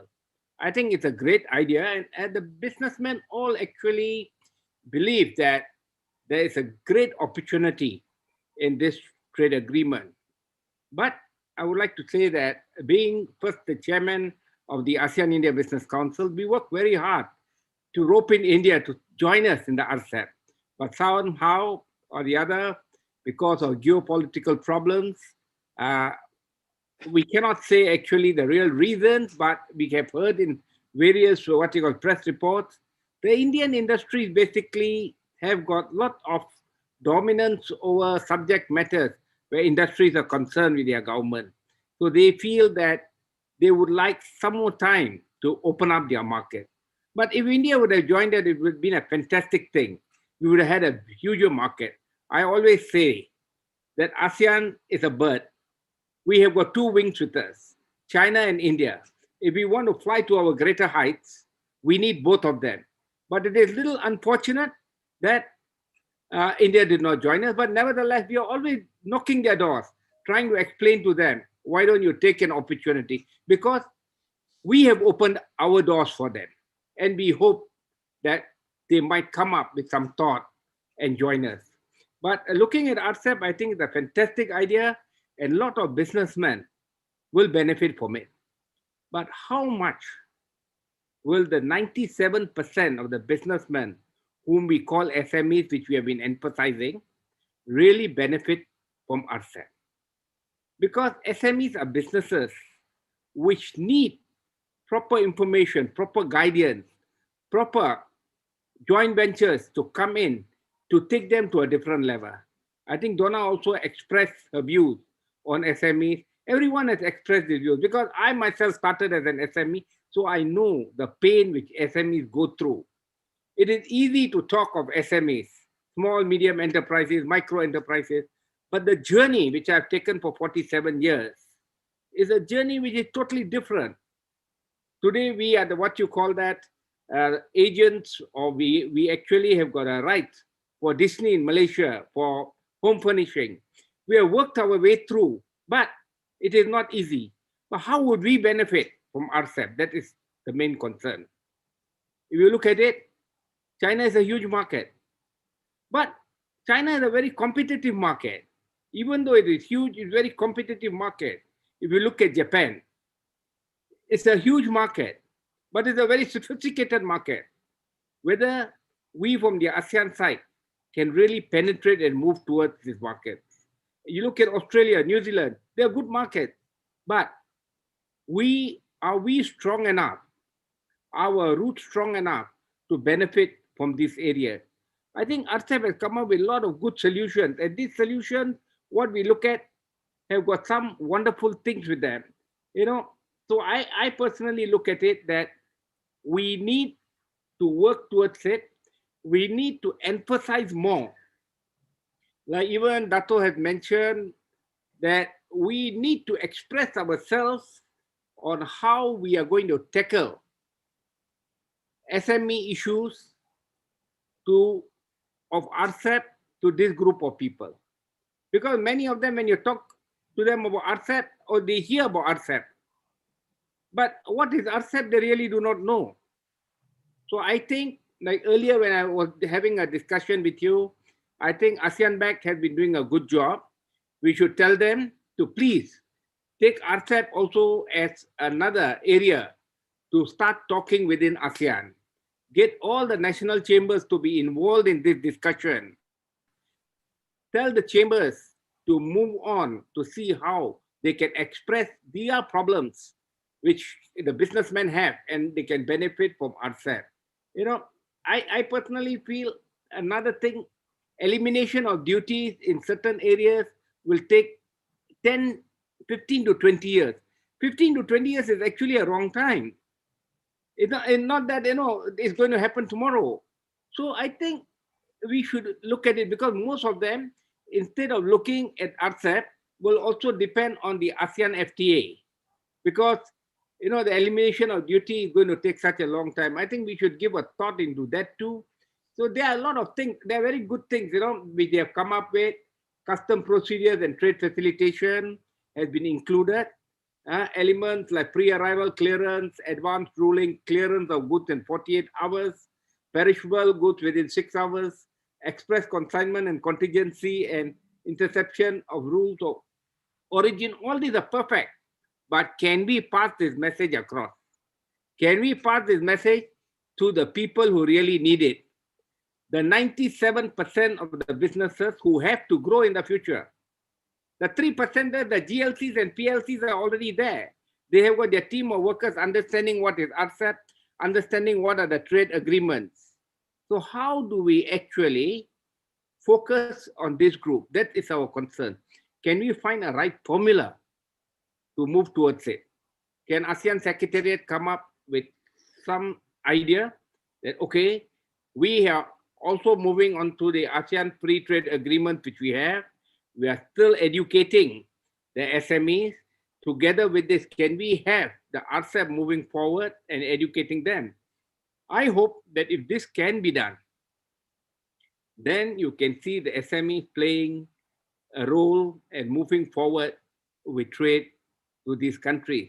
But other than that, I see the chances, even if the Rcep is there, the SMEs will take a very long time to benefit from it, unless we knock the doors of the SMEs. It is there, why don't you make use of it? Educate them. So to educate the SMEs, that is the way the businesses will benefit and we can take our agenda forward.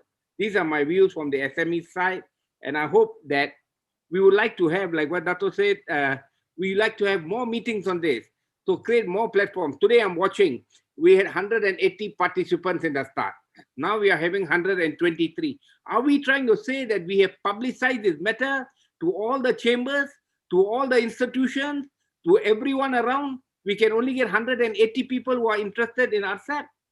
No, I think there's something which more is to be done. So let's work on it and find out where we can improve ourselves. And the ASEAN Secretariat will play a very important role in this. And we will also work together to see what can be done.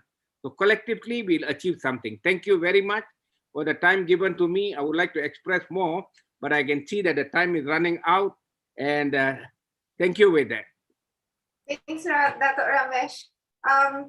I actually would like to highlight what you mentioned, that Rcep actually contains a lot of good elements. that would be very helpful for companies. As everyone mentioned here, the challenges that MSMEs particularly are facing, the lack of access to relevant information, not only on like the FTA benefits, but also on rules and procedures, the lack of technical capability or skills to comply with rules and procedures under FTAs. That's also one. Tariffs, fees, and other charges. NTMs, we have provisions under Rcep wherein they're promoting harmonization, convergence, mutual recognition.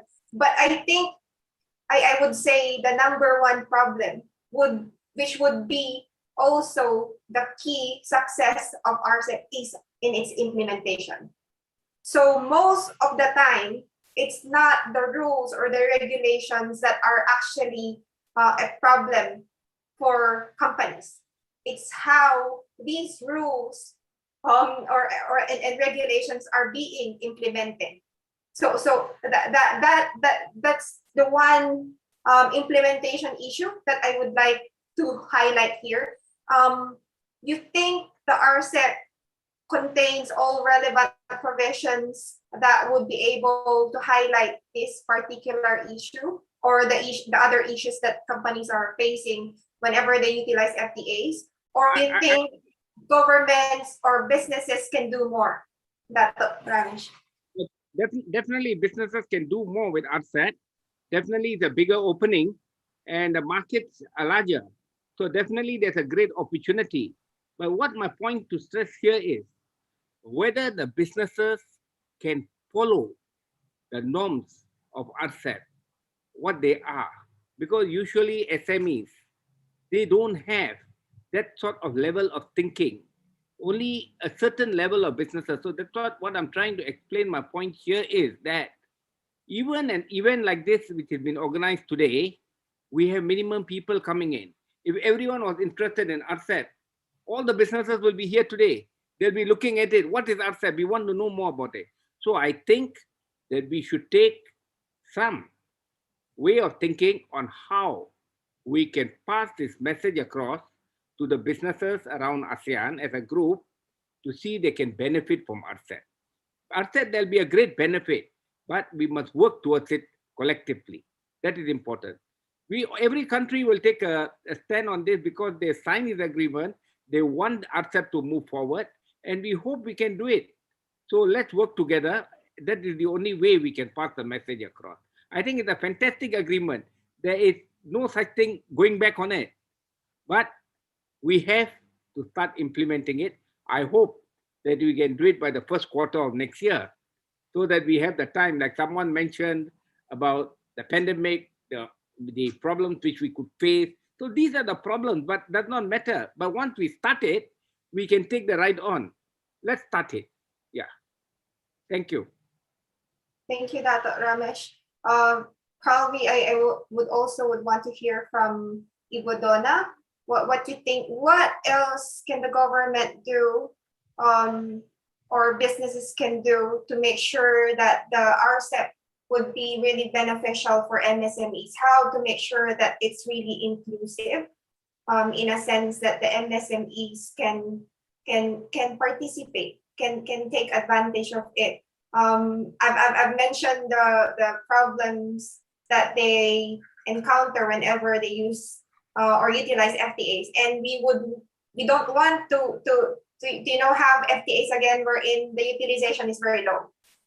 You've seen all the FTAs, the utilization is very low. So what do you think can the government or businesses can do together to address these issues that they're facing? As I've mentioned a while ago, basically the key problem here in FTA utilization is in its implementation. There's no common understanding on how the provisions of an FTA should be implemented. NTMs, you have all these good provisions saying we need to harmonize, we need to converge, mutual recognition, and advanced rulings, trade facilitation. It's great, I would say. But I was talking to some of the companies, and they're telling me that there's actually a problem there. in the implementation. So you have all these very good objectives, but then when it comes to the implementation, other countries, so one country, they would issue advanced ruling on tariff classification and rules of origin. But what if the other Rcep member does not recognize that? So it defeats the purpose of having all these good commitments, provisions under the Rcep. So Ibo Donna, what do you think should the governments do to make sure that whatever the purpose, whatever the intentions of having this Rcep are really met, and particularly MSMEs would benefit from it? Thank you, Mais. I think I have highlighted a bit, yeah. So because based on my experience, to look at how our ASEAN SME, how we empower them, how we try to bring them into be able to make use of the ASEAN market. I mean, they are able to export or import in ASEAN itself, 10 members. So now we are talking about 15 Rcep. So like I said to you, I think Dato' Ramesh, I really actually encourage the ABAC continue working on this, to continue having this intensively promote this amend program initiatives. It has to be clear. I think I know that in my country there are 5 big companies who are willing to take care of some MSMEs. They have the willingness to do this with this amend program. So I think this has to be developed continually. Encourage them to have this. Why I say so? Because the issues on SME, not to mention micro, yeah, I'm talking about SMEs, and you're talking about micro. Is in Indonesia, micro is really, I don't know how to define this. So SME, to be able for them to make use, because of the different capability of the SME itself, the scale, the capability, the capital, they have so many constraints they have. So that's why in Indonesia, we think to be able to make use of this Rcep, I think at the national level, you know what should be done for your SME to be able to grasp this opportunity. So then we will, at the national level, it has to be made very clear. In our case, like right now, we are talking about how to bring this SME into the economic scale. The factory sharing is now being promoted. How to bring this and work together with the big companies who can, to bring this product into the global market or to these Rcep markets, for example. And at the regional level, at this Rcep level, I think the provision itself provides actually the cooperation or collaboration on this SME. I think this is very good, but I think this has to be promoted by Rcep itself. I mean, maybe later in joint committee at the regional level, because it was agreed already that the agreement encourages the cooperation amongst SMEs in many areas to enable them to utilize the benefit from the opportunities created by this agreement. So I think, Dato' Ramesh, this provision has to be make use of this, bring it into the realization, because it's stated here already. Because this is very important. This is very important to enable SMEs to participate in this Rcep. In the areas of important elements of Rcep, like trade rules and regulations, access to markets and participation in global value chains, including promoting and facilitating partnership among businesses, electronic commerce, exchange experience among parties. This is very important, I think. Entrepreneurial programs, innovation and use of technology, awareness, understanding and effective use of IP system, GRP, promotion and building capacity in formulating regulation policies. I think, and this is quite, the provision must be made use of. So I cannot say anything then make use of this provision. We try to secure this so that because of the different level of the SME itself among 15 countries. So this cooperation has to be promoted, has to be brought into realization.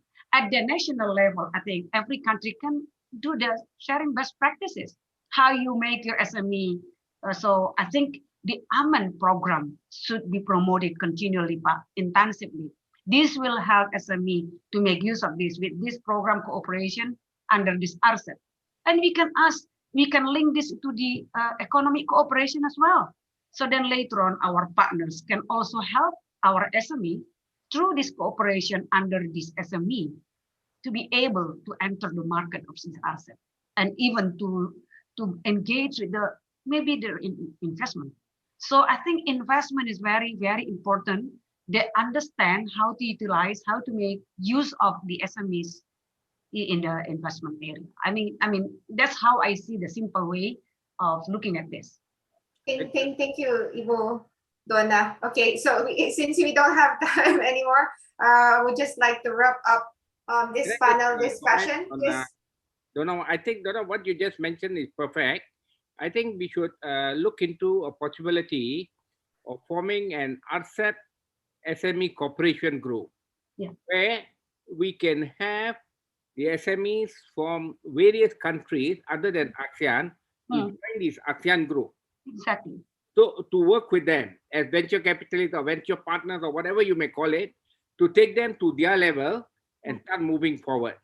So this Rcep SME cooperation group will be something, an important thing to work on, to see how we can get our SMEs involved with theirs to benefit whatever we need to benefit from them, and vice versa. Yeah.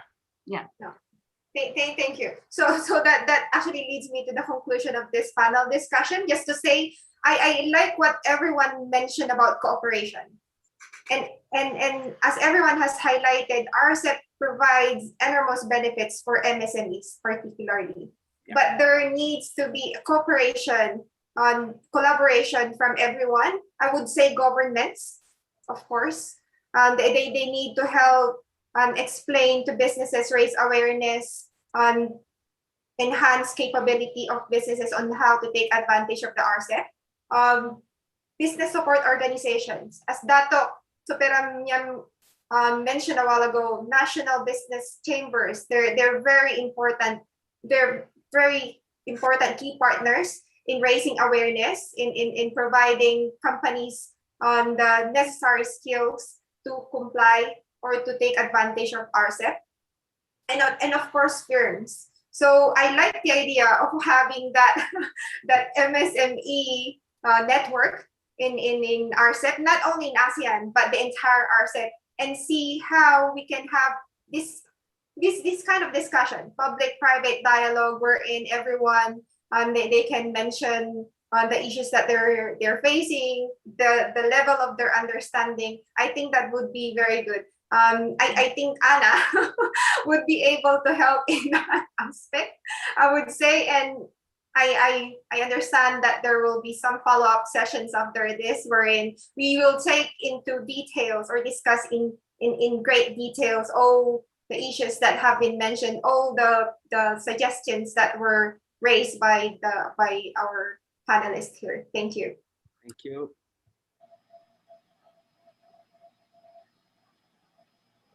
Bye. Bye, everybody. Yeah. You know, is it over? Yeah.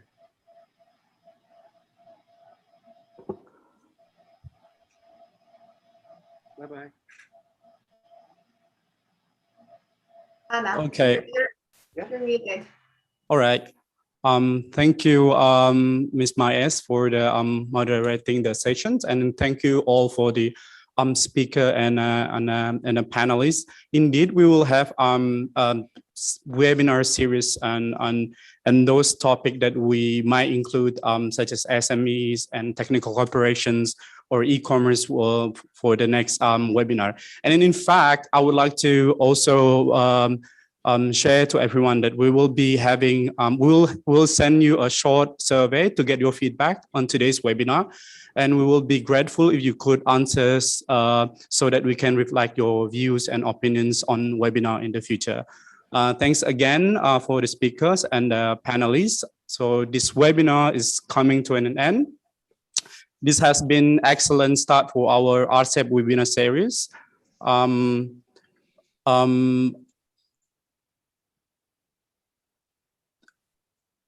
The top again, I will like to remind that we will be announcing that we are now preparing for the next webinar.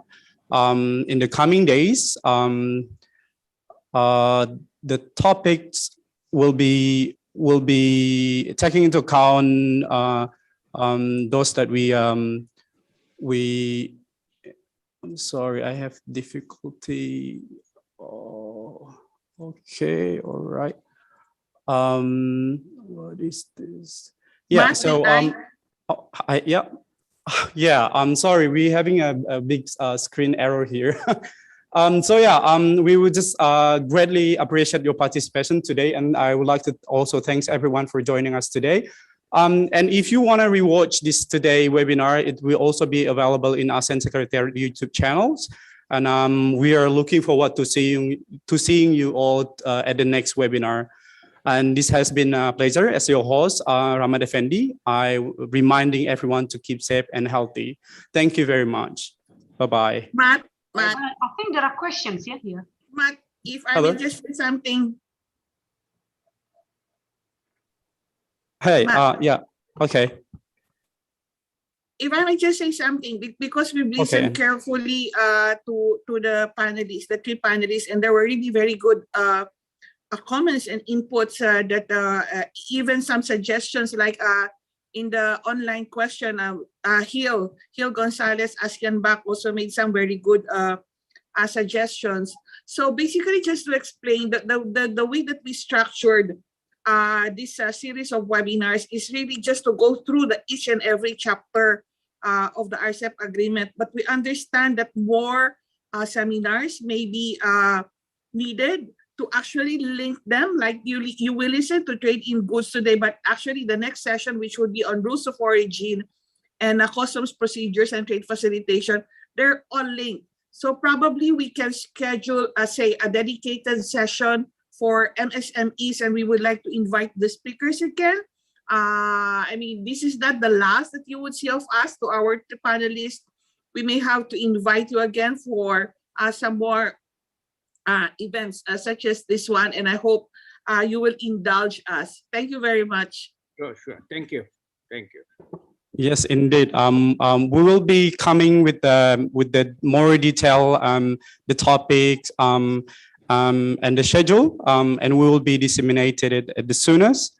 But of course, please allow me to remind everyone that we will also be sending a short survey to give you your feedback on today's webinar. Thank you. Thank you.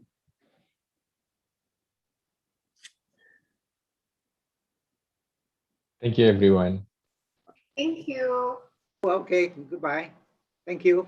Thanks so much, Dato. Yeah, Dato. Thanks, Dato. Ibu. Thank you, thank you, Miles. Thank you My all. brother. Bye. Thank you. See you. Bye-bye. Thank you, everyone. See you again, Oscar. Good to See see you, Bu you. Dona. Sehat-sehat ya. Oscar, I'll see you in Geneva. Yeah, Thanks so yeah, much. sure. Let me know. Yeah, I also need to talk to you about some possible training for Philippine government.